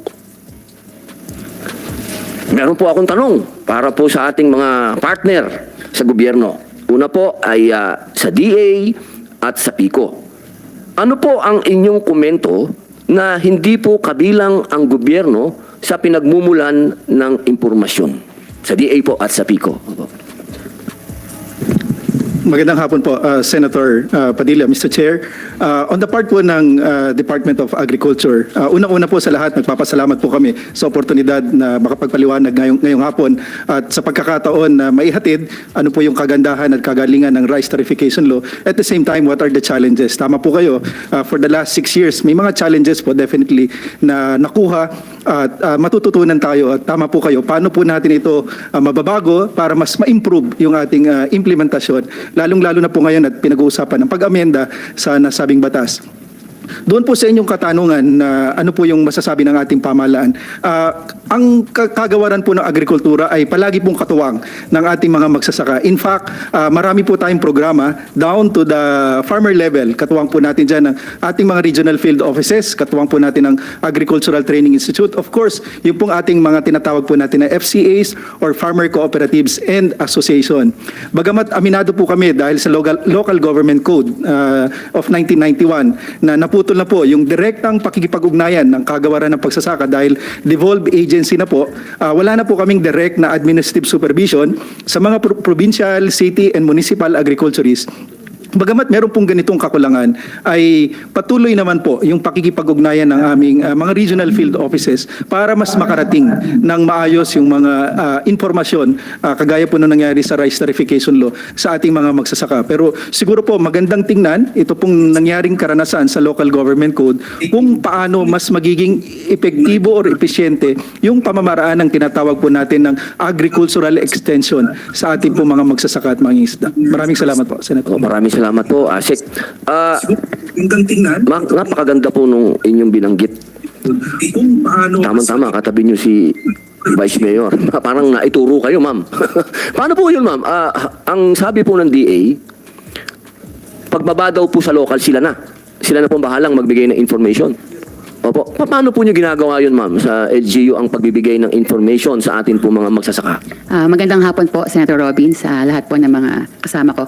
Sa LGU po, bali, ang una pong ginagawa doon ay meron po tayong listahan na tinatawag, yun pong RSBSA. Doon po nakalista yung lahat ng mga farmers ng isang lugar or isang munisipyo. Ngayon, pagka po may mga dumating na mga ayuda, galing sa RCEF, ang namamahala na po ay yung aming mga taga-agriculture office, yung pong aming MAU. Sa mga barangays po pinamimigay, yung halimbawa yung fertilizers, sa barangay po pinamimigay yon, kinukuha po yon sa mga merchants namin sa bayan po namin. So, ibig sabihin po, ASEC, bali, ang gumaganap din po talaga sa ibaba ay yung ating mga agricultural extension workers. Na connected po sa DA yun? Yun po, bakit po kaya? Yun po ako naguguluhan. Wala po bang teamwork yan? Wala po silang, hindi po ba kayo nagkakaroon ng pag-iisa ng ano? Yes sir, Yusek, opo. Sige po, si Yusek. Meron pong tinatawag na convergence initiatives. Although yung administrative linkage, wala yung supervision. Pero yung pag-uusap sa kanila, sa kaning ng mga magsasaka, mga farmer leaders, especially sa mga rice clusters, yun po yung in-strengthen. Kahit wala siyang, hindi mo pinapasweldo from DA Central yung mga agricultural extension workers, through the LGU, yung cooperation and coordination and convergence ng mga initiatives, doon po pumapasok. Opo, naintindihan ko naman po yun kasi maganda naman talaga yun. Dapat yung lokal na gobyerno, mas kilala nila lahat doon, so sila po talaga yung dapat. Ang inaano ko lang po, Yusek, yung pong education, yung education po ng mga lokal na agriculturists, sino po ang nagbibigay nun? Patungkol po, halimbawa po, tungkol po dito sa rice tarification law, sino po yung magbibigay ng education, ng information doon po sa local na agriculturists? Siyempre po, DA po, no? Opo. Tungkol po dun sa continuing education, meron po tayong Agricultural Training Institute na directly na nakikipag-ugnayan po sa ating mga lokal na pamahalaan para po dun sa tinatawag natin na capacity building and training. Hindi lang po ng ating agricultural extension workers, ganoon na rin po yung mga municipal and city and provincial agriculturists. Inaasahan naman po namin na kapag nagkaroon na po ng pagsasanay itong ating mga agricultural extension workers, municipal and city agriculturists, sila naman po ang magsasanay sa ating mga magsasaka. Dahil tama po kayo, good Senator, nabanggit niyo po kanina na yung pong ating mga lokal na pamahalaan, sila po yung directly, sila yung malapit sa ating mga magsasaka at mangingisda. Kaya po sila yung directly na sinasabihan ng ating batas under the local government code na may responsibilidad na directly po na makipag-ugnayan sa kanila. Opo. Kasi talagang magkakakilala yan. Nagugulat nga po ako itong kapatid ko po na farmer din. Hanggang sa dulo ng barangay, kilala niya lahat. Opo, nakakatuwa lang po. No? Kaya lang talagang napakahalaga po na meron talagang education. Gaano kadalas po yung education na binibigay po sa local agriculturists? Madalas po ba yun? May mga seminar po ba yun lagi? Opo, regular po yung pag-conduct po natin ng mga seminar. Meron po yung technical, depende po sa commodity. Meron pong rice, corn, at iba-iba po. And then, katuwang din po ng ITI natin yung ating mga regional field offices sa pagko-conduct po ng pagsasanay nito. At ito pong pondo na sa capacity building natin ay nakapaloob po regularly every year sa ating general appropriations para po matugunan yung mga ganitong pagsasanay. Opo. Yung po bang ganito, ang DA po at ang local government, meron po ba kayong parang public information office? Meron po bang ganon na nagko-coordinate ang dalawang, ang local at ang national agency? Meron po bang ganon, public information office? On the part of Department of Agriculture, meron po kaming tinatawag na RAFIS o Regional Agricultural and Fishery Information Section na nakikipag-ugnayan naman po dito po sa ating mga lokal na pamahalaan. Ayun, opo. Yun po ay nagko-coordinate po sa local government? Sa side naman po ng LGU, kami po naghihintay lang po kami ng mga memorandum circulars galing po sa DA or letters ng invitation kung may mga meetings na patawag. Doon lang po namin nalalaman yung mga programs po ng Department of Agriculture. Opo. Pagka ganun po, automatic po yun. Pag binigay sa inyo yung information, paano po yung pinapalaganap sa mga farmers na sa malalayong lugar? Sa kooperatiba po ba? Dinadaan din po niyo doon? Nagbabara-barangay po yung ating mga agricultural extension workers. Tapos sa Talavera po kasi meron kaming Farmers Congress na kung saan nag-invite po kami ng iba't ibang ahensya ng ating pamahalaan. Katulad ng DA, NIA, PhilRice, PhilMec. Meeting ako eh. Ayun? May nag-aaway. Referee. Pasensya na po. Tayo hindi nag-aaway, sila nag-aaway. So doon po sa Farmers Congress namin,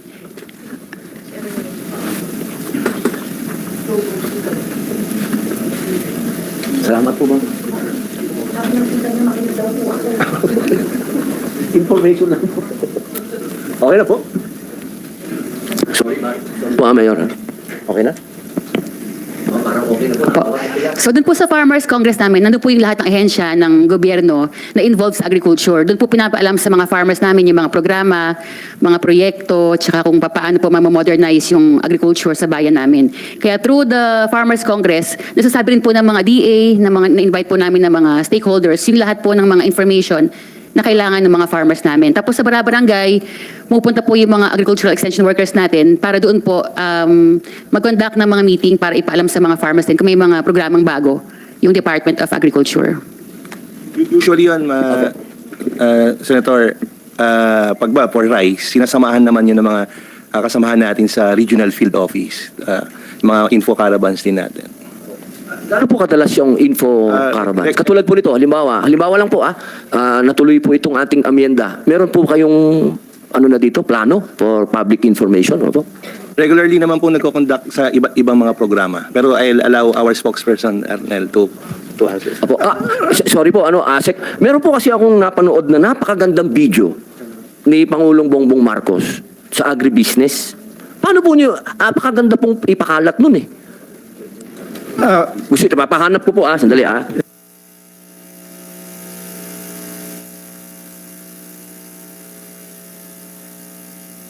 Napakaganda pong ipalaganap nun. Meron po ba kayong Facebook account, ang DA? Actually po, Senator, if I may, sa ngayon po, sa pangunguna po ng Presidential Communications Office, meron po kaming nabuong programa. Ito po yung Usapang Agrikultura, na kung saan po meron po tayong daily program between 5 a.m. to 6 a.m. Buong Pilipinas po to. Ano po ito? Video, audio, radyo? Radio broadcast po ito. Sakto, yung oras na yun. Opo, 5 a.m. to 6 a.m. po. Nagsimula po ito nung Lunes. Radio Pilipinas po ito, through our Radio Pilipinas. Opo. At dito po, napapag-usapan, pwede pong ipalabas yung mga programa ng ating pamahalaan, lalo na po yung nabanggit nyo na speech ng ating Pangulo. At dito rin po ay may mga iba't ibang segments. Una, yung panahon, napaka-importante po nun. Pangalawa, yung presyuhan ng mga agricultural commodities. Pangatlo, ay meron din pong mga tips sa pagsasaka at pangingisda at mga ilan pong gabay sa kanila. At ang napaka-importante po, ano po yung mga issue na napapanahon na dapat malaman po ng ating mga magsasaka at mangingisda. Opo, kasi po, Asek, uso-uso ngayon yung social media team eh. Opo, kayo po ba sa DA meron pong social media team na nakatutok para sa information? Meron din po tayong comms team na nakafocus po sa social media at ganoon din po sa traditional media. Sa local din po ba, Mayor, meron din po bang mga social media team na nagpapakalat ng information? Meron din po, Senator. Napakaganda po kapag mag-concentrate po tayo talaga sa information. Kasi ako lang, medyo nakakalungkot po kasi pagka ang taong bayan nag-rely o makikinig doon sa mga vlogger na wala naman po akong gustong gawing pang-aapi, pero hindi naman sila mga farmer. Pero nagsasalita sila ng mga bagay na hindi naman po talaga karapat-dapat. Wala po ba kayong mga, kumbaga doon po sa loob ng DA, wala po ba kayong tiga-check ng mga vlogger na fake news na yung sinasabi, na nakakasira na sa programa ng gobyerno, lalong-lalo na po pagdating sa food security o pagdating po, kasi parang kailangan po nyo yatang magkaroon ng tiga-check kung ano yung mga vlogger na nagsasabi ng mga maling impormasyon. Kami po sa communications group ng DA ay namamonitor po namin everyday itong ganito at everyday din po napapag-usapan at minamanage kung paano rin po titingnan kung paano po magre-respond accordingly. Meron naman po talaga na pwede pong i-ignore lang, meron pong mga balita o vlog na kailangan po talagang magresponde ang kagawaran at yun po ay everyday ay pinag-uusapan po at inaalam ko anong tama pong response. Opo, kasi napakahalaga po nun, no? Kasi by nature, ang mga tayo, huwag na tayo magkukunwari. Lalaki, babae, chismoso tayo eh. Doon talaga yun eh. Pero dapat, huwag tayong pumayag na yung nakukuhang impormasyon, lalo na yung mga magsasaka, ay mali. Maganda po na siguro, malaki po ba ang budget ng public information ng DA? Yun po siguro, pwede po rin namin idulog. Mr. Chair, Senator, pagkakataon po ito at nagpapasalamat muli kami kung alam po namin, napakaliit po ng budget na nilalaan sa mga ganitong klaseng gawain at umaasa po kami na ito yung pagkakataon para po matingnan ito at mas matulungan po yung aming kagawaran. Opo, alam nyo, dadalawang taon na ako dito sa Senado, lagi akong sumasama sa mga hearing, nakikinig ako. Minsan kawawa din ng executive eh. Lagi kayong nababanatan. Pinag-aralan ko, bakit ba ang dating, ang laging implementasyon ang problema? Alam nyo, boss, ang gaganda ng programa ng gobyerno, kulang lang tayo talaga sa information. Minsan kasi, pag hindi naintindihan ng tao, kung ano yung gusto nating gawin, diyan nagkakaroon ng parang hindi na-i-implement yung batas. Siguro, panahon na rin po talaga na harapin natin itong patungkol sa public information. Kasi yung mga gumawa mismo ng konstitusyon, ang linaw. Ang linaw, konstitusyon po ito. Ito yung pinakamataas na batas. Ang sabi po dito, the right of the people to information on matters of public concern shall be recognized. Siguro naman po, sangayon tayong lahat na pagkain ng pinag-uusapan, public concern po ito. Ito po yung konstitusyon. Siguro, hihingi po tayo ng... Paano po ba? Pagka sinabi natin budget ng public information, kailangan ba... Kalabit-kalabitin ko pa yung kaibigan kong sekretary ng ng DA at sabihin na dagdagan kayo ng pondo. Ganun po ba yun? Yes po, actually mahusay po at napakabait po ng ating kalihim Secretary Francisco Chu Laurel Jr. At sigurado po na susuportahan niyo po yung ganitong paninindigan at nagpapasalamat din po kami of course kay Senator Cynthia Villar, ang Committee Chair po ng Agri and Food dahil masigasig ang ating pong chairperson sa Agri sa paggabay po sa amin sa kagawaran patungkol po sa budget. Ayun. O sige, alam ko na kung sino pala una kong kakusapin. Attorney. Nako, nakita nyo ako, napakagandang. Wala na po tayong dapat palang pag-usapan at ayos na ang budget ninyo. Gusto ko naman pong hingin, uliulit ko po, sana po, wag po nating tingnan na tayo po ay nag-aaway dito. Ayoko po ng ganun. Pakinggan lang po natin din yung saloobin ng mga magsasaka. Opo, sa oras na to. Yan naman po, yan ang trabaho natin sa gobyerno. Makinig tayo sa hinaing ng ating mga kababayan. At hihingin ko rin po sana sa ating mga magsasaka na ito pong pagdinig nito ay hindi pagtuligsa o matatawag nating banatan natin yung hindi po. Hinihingi ko po sa inyo ay mahinahon na pananalita at higit sa lahat maging maliwanag po tayo kung ano po yung gusto natin sabihin sa gobyerno. Unahin po natin na siyempre yung atin pong kinikilala Mr. Leonardo Montemayor ng Free Farmers. Sir, magandang tanghali po. Maraming salamat, Ginoong Senador. Unang-una po ay nagpapasalamat din kami sa inyong panukalang dalawang Senate resolutions. Yung una po ay itong akong ginagawa natin ngayon na suriing mabuti yung kasalukuyang communications programs ng iba't ibang ahensya po ng ating pamahalaan starting with the Department of Agriculture. Kasi marami naman po talagang magagandang programa pero parang may kapos po ang pagpaparating nito sa ating mga kababayan, lalong-lalo na po yung ating mga magsasaka. And then meron po kayong the other resolution, related pa rin po doon sa nauna, pero gusto rin po ninyong tignan yung mga rason kung bakit masyado pong nagbulusok po, masyadong tumaas ang presyo po ng bigas. Na siya pong number one sigurong nararamdaman po ng sikmura po ng ating mga mamayan. Ngayon po, dito po sa mga talakayan so far, ang nakikita po natin, Ginoong Senador, dapat siguro yung laman po o mensahe po pinararating po ng ating mga iba't ibang ahensya. Importante po yung totoo. Kung pwede, the whole truth and nothing but the truth. Kasi po, example na lang po ng the whole truth and nothing but the truth. Sir, bakit siya po nasabi? Parang meron po bang tinatago? Ganun po ba? Opo. Hindi naman po sa tinatago, pero baka for para yung credibility po ng ating mga ahensya. Importante po na ang mensahe po ay hindi iniwasan yung, may mga kakulangan na mahalagang malaman din ng ating kababayan. Dapat kasama rin po yan. O kaya, kung may limitasyon yung programa ng gobyerno, malalaman din ng taong bayan para hindi po sila ma-disappoint o ma-frustrate. Example na lang po, kamakailan lamang, hindi ba, in-announce ng National Food Authority, NFA. Huwag kayong mag-alala, kahit natatapyasan ngayon sa pamagitan po ng NEDA Board Decision noong June 3, yung taripa po sa imported na bigas from 35% to 50%, mga magsasaka, huwag kayong mag-alala kasi ang presyo po ng palay ay still 23 to 30 pesos na binibili po ng NFA. In other words, the message is that don't worry, even with a tariff cut, the buying price for palay of the farmers by government will not go down. So kumbaga parang maganda pakinggan Ang hindi lang po dinagdag ni Administrator Larry Lacson, pero NFA price po yan. At hindi rin po niya sinabi, dahil po sa limitado ang budget ng NFA, I'm sure Administrator Lacson is doing his best. In fact, they have bought more palay ngayon compared to the previous period. Pero napakaiksi po yung PC. NFA, limitado po yung budget.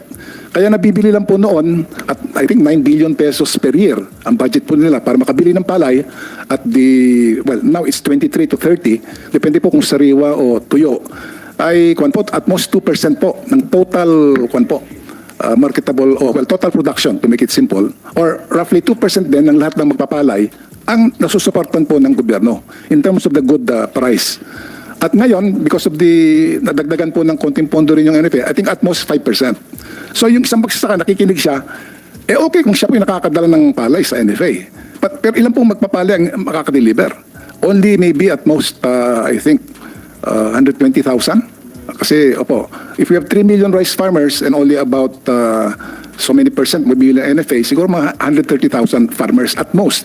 Paano po yung the rest of the 2.8 million something farmers? They have to deal with the local traders. So yun po isang ehemplo ko po na para hindi masyado umasa ng gusto yung partner at dahil may kakulangan po, may limitasyon po yung pondo ng gobyerno, dapat may ganong klaseng kumbaga qualification yung mga announcement. So that's one area, Mr. Ginoong Chairman, na dapat siguro pag-isipan mabuti. The message is good, and if we will continue to support, we will buy more palay. But for the vast majority of the rice farmers, hindi po mangyari yan.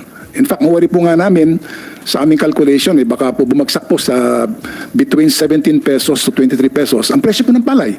Lalo na po sa last quarter ng 2024, kung matutuloy po yung pagtapyas po ng taripa from 35 to 15%. That's our initial estimate, Mr. Chairman, and we're worried because right now, the prices of imported rice mahal pa rin po Dahil po mahal pa rin, tapos yung piso natin humihina. Totoo po yung tariff cut, kung matutuloy po yon, magpapababa po ng tinatawag na landed cost ng bigas. Ito po yung halaga po ng bigas na papasok from abroad, papatawan mo ng taripa, na ngayon po magiging 15 na lang. Sa unang tingin, bababa po talaga ng about 7 pesos per kilo ang landed cost. Pero wala pa po doon yung gastos po sa pag-unload po sa barko. Siyempre may arrastry po yon, tracking, warehousing, margins po ng wholesalers all the way to retailer. Sa tingin namin po, hindi po bababa ng 50 pesos bawat kilo ang presyo po ng imported na bigas. So again, totoo, bababa ng 7, pero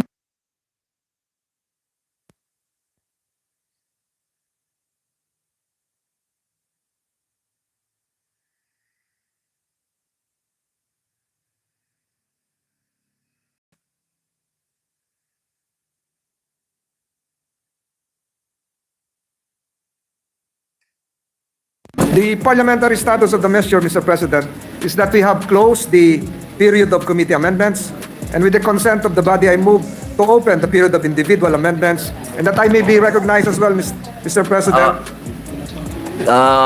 Mr. President, meron lang po akong gustong itanong sa ating pong madyo. Mr. President, kanino po natin to i-refer? Mr. President, to the Committee on Rules, taking into consideration the previous manifestation by the Senate President Pro Temp that the Committee on Justice, Committee on Defense, be likewise be given the opportunity to take part in the committee hearings as the primary committee, if I'm not mistaken, Mr. President. Yes, you are correct. Senator Padilla? Hindi po ba pag-uusapan muna yung amenda natin na madyo? Ginoong Pangulo, hindi po ba natin pag-uusapan muna ito sa Committee on Rules para kung amendahan natin yung ating Pwede po mag-request po ng 1 minute suspension lang. Session suspended for a minute. Consideration. Yes. My colleague my kababayan from Cavite is seeking the floor, Mr. President. Okay. The gentleman from Cavite is recognized. Would you like to submit your co-sponsorship or deliver it? I'll deliver it. Okay lang. The gentleman may proceed if he can manage. For the Bacoreños, just a short. Senator Revilla is recognized. You may Okay. proceed. Mr. President, distinguished colleagues, I rise today to co-sponsor Senate Bill number 2690, or an act declaring August 1 of every year a special working holiday to be known as the Araw ng Paglalathala at Pagtatanyag ng Kasarinlan ng Pilipinas. We thank Senator Loren Legarda, our true cultural champion, for shepherding this measure. Ma'am, thank you very much.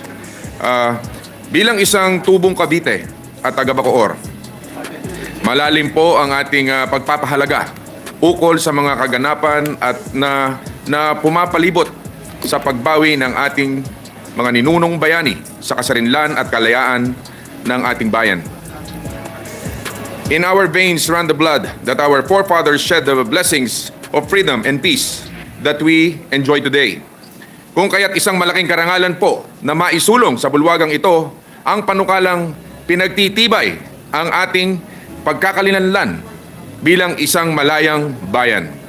At bahagi ng ating pagbabalik tanaw ay ang pagpapahalaga sa mga pangyayari tungo sa Pilipinas na mayroon tayo ngayon. Ang ating pagkilala sa unang araw ng Agosto kada taon bilang isang special working holiday ay simbolo ng pagbubuklat sa mga pahina ng ating mayamang kasaysayan. Ito ay bunga ng pag-aaral at pagsasaliksik ng ating mga eksperto. At ang tanging layunin natin ay kilalanin ang papel na ginampanan ng Bacoor Assembly 1898 sa pagpapalaya ng bayang binihag ng mga banyaga. Bawat yugto ng ating kasaysayan ay ang pundasyon siya namang tinutungtungan ng ating bukas. At ang paglingon natin sa mga aral ng nakalipas ang ating kalasag tungo sa patuloy na pag-alab ng apoy ng pagmamahal sa bayan ay lagi nating handang pag-alayan ng ating dugo at buhay. Kalakip po ng pagbubunyi sa araw na ito ay ang hiling mula sa buong kapulungan na suportahan din ng panukalang ito upang bigyang pugay ang kabanatang ito sa ating kasaysayan at ang kagitingan at kadakilaan ng mga bayaning tumindig upang maiwagayway ang taas noo at buong tapang ang bandila ng ating kasarinlan. Mulit-muli po ang ating paninindigan, kalayaan, kasaysayan at kultura. Ito ang mga bantayan ng ating pagka-Pilipino. Maraming salamat po. The Majority Leader.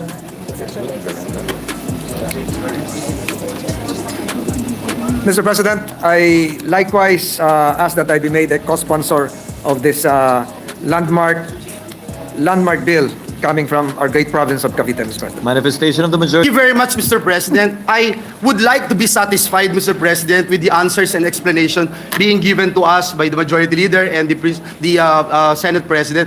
I just wanted to put on record once again, Mr. President, hindi nga po compliant sila after mapasa natin yung second reading, kaya po doon sa caucus, sabi po, hindi natin ipapasa. So ang tanong ko lang naman po, kung nag-comply na po ba, nagbago na po ba? Because I'm sure when we had that meeting, we informed the stakeholders, especially the local authors, the congresspersons, that we indeed wanted them to comply with the requirements of the DPWH. The only reason, Mr. President, why I'm standing here today is so that I will be able to vote on the right path, Mr. President, na hindi magagalit ang ating mga kongresista, hindi rin magagalit ang ating ehekutibo. Mr. President, let me point out that in the President's veto message nito pong nakaraang March, may mga local bills po na vinito ng Pangulo. At doon po sa veto message ng ating Pangulo, naka-highlight po doon, Mr. President, and I quote, "The importance of faithful compliance with the functional criteria and technical requirements should not be wholly disregarded." I just want to put that on record and caution our members. And if there is, Mr. President, indeed compliance on the part of these local bills, then I would vote for it. Thank you very much, especially for understanding, Mr. President. Thank you, Senator Villanueva. According to the Secretariat, they are in compliance.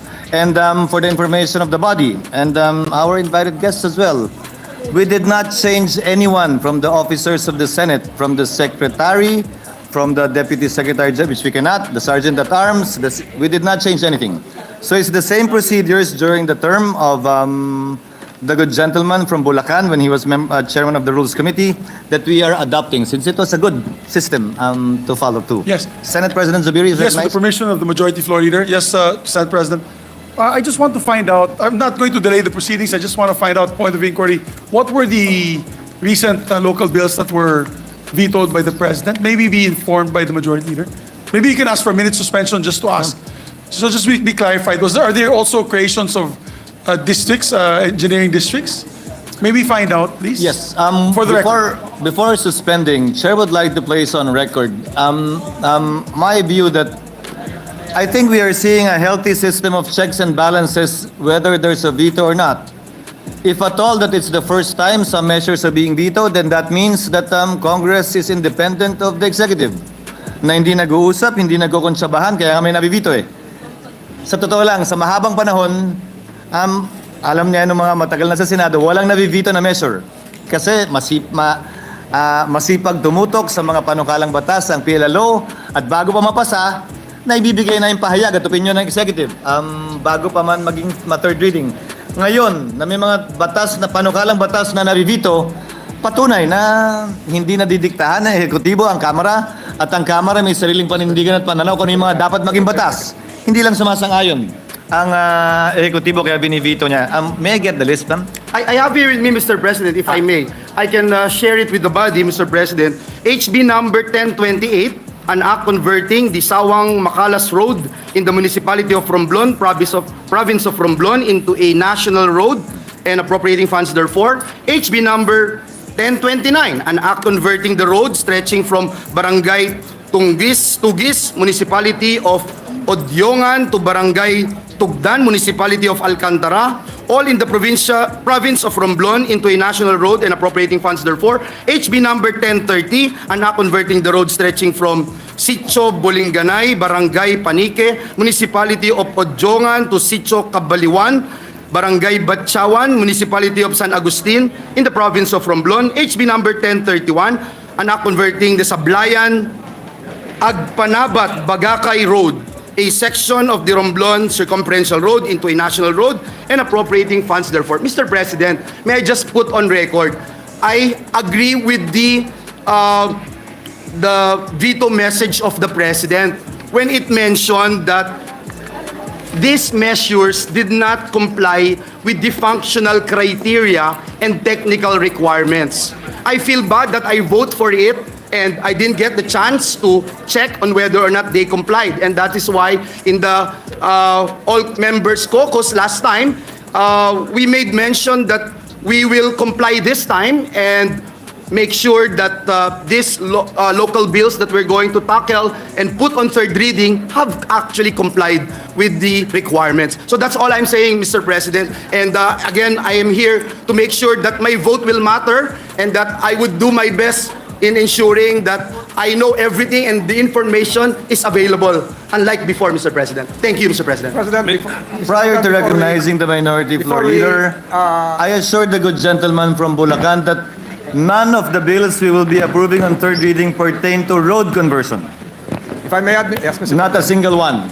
Senate, the minority floor leader There is a request to suspend, but before we suspend, should the chair grant it, so that the period of suspension will be productive, can I also ask that during the period of suspension, can we find out ano ba talaga, compliant or non-compliant? Because there's a claim na may non-compliant, the Senate President says they are all compliant, informed by the Secretariat. So may we know the real factual status, no? Because if I remember correctly, merong nga mga technical requirements na provided by the DPWH na hindi ata na-comply. But ang justification on, since this is action of Congress, we can choose to create and not comply. But question, before Congress approves, may member na nagtatanong which are non-compliant with the technical requirements. So let's make the period of suspension productive, Mr. President, by finding out. To clarify, Minority Leader, if I get it correctly as well, mention was made about compliance with requirements, how long the road is, how wide the road is, and the veto of the President. All of these, Minority Floor Leader, in my response to the gentleman from Bulacan, pertain to conversion of roads. We are not approving any conversion of roads in the bills we will be approving on third reading. We are approving mostly creation of Yes, meron din po kasing, Mr. President, meron din kasing technical requirements dyan eh. So, yun lang yung tanong. May yun yung tanong kasi there is a claim na can we just find out during the period of suspension? Anyway, isususpend nyo rin po yata. So when before suspending, let me just say this on the record. We approved this on second reading. It went through the committee. The committee secretary, and this is a new creation, under the Rules Committee of then Majority Floor Leader Joel Villanueva, that all bills, even if approved by the committee, have to pass through the metal, which is a good system of the committee through the bills and index. And it did pass through the metal, not only in the committee, not only in the review of the bills and index, but also by the body on second reading. This is the third time we will be asking if at all those questions. I will suspend the session for that, but kindly just note the process that it has gone through already. Session suspended. That's the reason why we had the focus. Very much, Mr. President, for that very important information that you gave us, Mr. President, that would guide each and every one of us in voting for third reading. With that, Mr. President, considering that House Bill number 7553 and House Bill number 8133 complied with the requirements set forth by the Department of Public Works and Highways, I would move, Mr. President, that we take these two bills up initially, and I would like to put on record that I am voting for it in compliance with the veto message also given to us by no less than our President, President Bongbong Marcos. Thank you, Mr. Points President. of the good gentleman from Bulacan are well taken. Majority leader is directed to proceed with the third reading only of House Bill number 7553 and House Bill number 8133. My dear Senate President. Yes, Senate President Zubiri. Yes, and not to rain on the parade of the other congressmen that are trying to pass their engineering districts, maybe we can just withhold approval on third reading of the rest until they're compliant. And once the DPWH writes us, maybe in a month's time, in 2 months' time, that they're compliant, we can take it up again for third reading, if that's possible. Of course, that is possible, Senate President Zubiri, because all we're doing is deferring third reading approval. It will remain with the Secretariat, and as soon as it is compliant, we will schedule it for third reading approval. I first have to bang the gavel with my order. Majority Leader. Mr. President, before I move for a suspension, Mr. President, I still maintain my submission that no amount of administrative circular, administrative order emanating from an executive agency can curtail the plenary powers of the Congress, Mr. President. And number two, even if executive orders were issued, they cannot be given retroactive effect to supplant the powers of Congress. My submission should be placed on the records, Mr. President. Mr. President, I move for a Thank minute you, Mr. suspension. President. May I just put on record, Mr. President, that I totally agree with the 2 points raised by the majority leader. I totally agree, and I support his position, Mr. President. Thank you.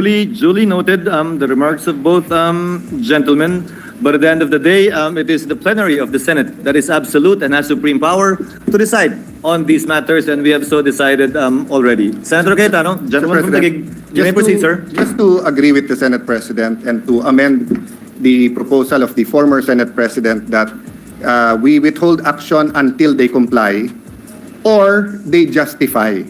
Because, Mr. President, there are 2 kinds of rules. Policy, which we can override with legislation, and then, for example, if it violates the Constitution, we cannot override that. So I'll give you an example. When we were young congressmen, Senator Zubiri, yourself, and me, I think you could not pass a law creating a school unless it's 5,000 square meters lot area available. But in Metro Manila, there were a lot of needs for schools na wala ng 5,000 square. So pinayagan through law, despite the objection of DepEd. So DepEd objected as to a technicality na 3,000 square lang yan, 4,000. But the congressman justified it that, no, we will build 5 stories, 10 stories. So just an example that is clear here. Batanes has a engineering district. If Batanes was applying now, it would not qualify sa dami ng roads. But because it was able to justify na malayo kami, and just to clarify, I think we're all in agreement now, but just to clarify that there are certain situations that the requirements of the committee itself or the House or the department, we are not disregarding it, but we are overruling it if we consciously do it that way. So we may either ask them to submit as is or consciously disregard it if there are justifying reasons, for as long as we're not violating the Constitution or other laws. Thank you, Mr. The remarks and observations of the good gentleman are well taken and duly noted. Mr. President, Majority Floor Leader. to add one-liner to the comment of the good gentleman from Taguig, marami pong mga legislative districts na hinati dahil sa population. Natural po, lumiit yung karsada nila, umiksi. Baka hindi mag-qualify yung iba. Mr. President, with the consent of the body, Mr. President, I move that we proceed with the third reading of House Bill 7315. Printed copies of this bill was electronically distributed to the members of this August chamber on January 11, 2024 in compliance with the 3-day rule of the Constitution. With that, I move to consider on third reading House Bill 7315. This is the bill on the Tabayon National High School in Jose Abad Santos, Davao Occidental. I so move, Mr. President. There is a motion. Hearing none, same is approved. Secretary General is directed to read the title of the measure for third reading.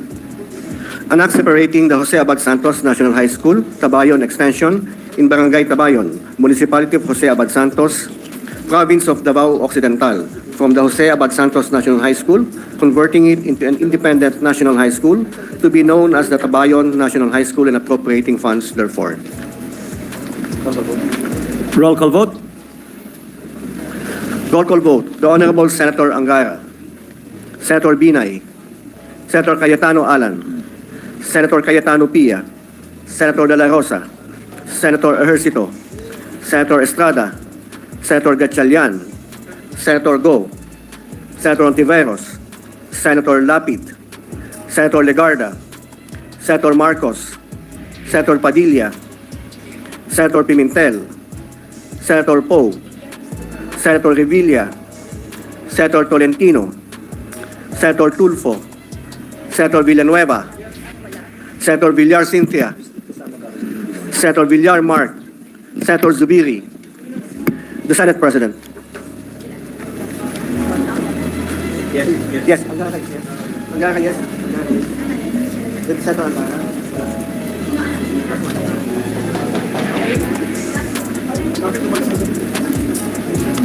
With 19 affirmative votes, 0 negative, 0 abstention, House Bill number 7315 is hereby approved on third and final reading. Thank you, Mr. President. Majority Leader. Mr. President, I move to consider on third reading House Bill number 7553. This is the bill on the District Engineering Office in the 2nd Legislative District of Davao del Norte. I so move, Mr. President. There is a motion. Hearing none, same is approved. Secretary is directed to read the title of the measure. An act creating a district engineering office in the 2nd Legislative District of the Province of Davao del Norte and appropriating funds therefore. Proceed to roll call vote. Roll call vote. The Honorable Senator Angara, Senator Binay, Senator Cayetano Alan, Senator Cayetano Pia, Senator De La Rosa, Senator Ejercito, Senator Estrada, Senator Gatchalian, Senator Go, Senator Hontiveros, Senator Lapid, Senator Legarda, Senator Marcos, Senator Padilla, Senator Pimentel, Senator Poe, Senator Revilla, Senator Tolentino, Senator Tulfo, Senator Villanueva, Senator Villar Cynthia, Senator Villar Mark, Senator Zubiri. The Senate President. With 21 affirmative votes, 0 negative, 0 abstention, House Bill number 7553 is hereby approved on third reading. Majority Leader. Mr. President, I move that we proceed with the reference of business. Session suspended. Be recognized. Senator Padilla is recognized. Maraming salamat po, Ginoong Pangulo, at sa ating pong pinunong mayorya. Ito po ay point of inquiry lamang. Meron lamang po akong sanang gustong idulog sa kapulungan upang mabigyan po ng kaliwanagan. Ito po ay bunsod ng mga resolusyon na inihain ng inyong abang lingkod upang talakayin sa ilalim ng komiting aking pinamumunuan ang Public Information and Mass Media. Meron po akong serye ng mga resolusyon na nagmumungkahi po ng mga pagdinig patungkol sa mga mahalagang issue na sa aking paniniwala ay dapat nagkakaroon ng malawakang talakayan at information dissemination para sa ating mga kababayan. Ngunit sa kasamaang palad po, hindi po ito nare-refer sa Public Information and Mass Media o di kaya ay nagiging secondary committee lamang po ang sa amin. Hayaan po ninyong basahin ko ang Section 28, Rule 10 ng Rules of the Senate. Ito po ang jurisdiksyon ng committee.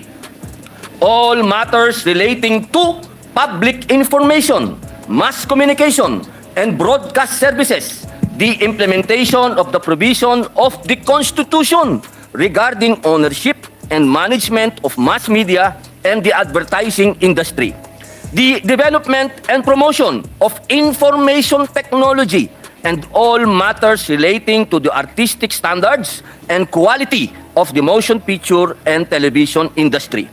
Nais ko pong mabigyan linaw kung ano ang definisyon at limitasyon ng public information sa konteksto po ng mandato ng Committee on Public Information and Mass Media. Batid naman po natin ang napakahalagang papel ng pampublikong impormasyon pagdating sa pagtataguyod ng mabuting pamamahala o good governance. Critical po sa ating pamumuno na siguruhing nararamdaman ng ating mga kababayan ang mga programa at proyekto ng gobyerno tungkol sa mga importanteng paksa. Ngunit, paano po nila ito mararamdaman kung una pa lamang ay hindi naman nila naiintindihan ang ating mga ginagawa? Dahil po sa hindi malinaw na definisyon ng public information, nais ko po sanang maghain ng kaukulang amyenda sa tamang panahon tungkol sa jurisdiction ng Committee on Public Information and Mass Media. Yun lamang po, Ginoong Pangulo. Maraming salamat po. Maraming salamat, Senador Padilla. The Majority Leader wants to respond. Thank you, Mr. President. The manifestation of Senator Padilla will be referred to the Committee on Rules as appropriate. Mr. President, If I may add, sa pagkakalam ko po, Senator Padilla, sa pagkakausap ko rito sa ating Secretariat, yung mga iba po yung panukalang batas na inahin, katulad nung meron yata pinag-usapan tungkol sa balikatan, ay nararapat lang yata na i-refer sa pangunahing komite, ng Committee on National Defense. At secondary committee na lang po ang inyong komite, yung Committee on Public Information. Gayon din ang mga patungkol sa climate change. Ang pangunahing committee po ay ang Environment and Natural Resources. Ang pangalawang secondary committee po, yung inyong committee, yung Committee on Public Information. Yan po ay sinasabi po ng ating Secretariat. Opo, mahal na Ginoong Pangulo. Yun nga po yung gusto po nating liwanagin. Kaya nga po tayo ay humihingi po ng pag-amyenda sapagkat nakikita po natin, mahal na Ginoong Pangulo, na sa panahon po ngayon, mas marami na pong fake news. Natatalo na po ng fake news ang mga tunay na dapat ay ibinabalita at ipinararating ng gobyerno sa taong bayan.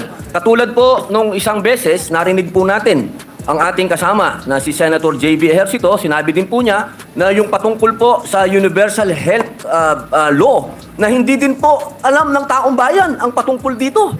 Nakakalungkot po yun, mahal na Ginoong Pangulo, na hindi po natin bibigyan ng bagong jurisdiction ang ating pong public information sapagkat sa ngayon po, mahal na Pangulo, umaasa na lang po ang taong bayan sa kung sino-sinong mga vlogger na nagsasalita sa social media, yun na po ang kanilang pinaniniwalaan. Ang hinihingi lang po natin, mahal na Ginoong Pangulo, na magkaroon po ng talakayan patungkol po dito sa mandato ng ating pong Komite ng Public Information. Yun lamang po, Ginoong Pangulo. Marami pong salamat po. Maraming salamat po, Senator Padilla. Mr. President, if I may, Mr. President. Senator Just a Villar. very short manifestation and in connection to the statements made by our distinguished colleague. I think it's about time, Mr. President, that we look into all this proliferation of fake news. I remember last Congress, we filed a bill regarding anti-fake news bill. And I think it is important to note na kung ang impormasyon ay mali, mapatunayang mali, ngunit ang intensyon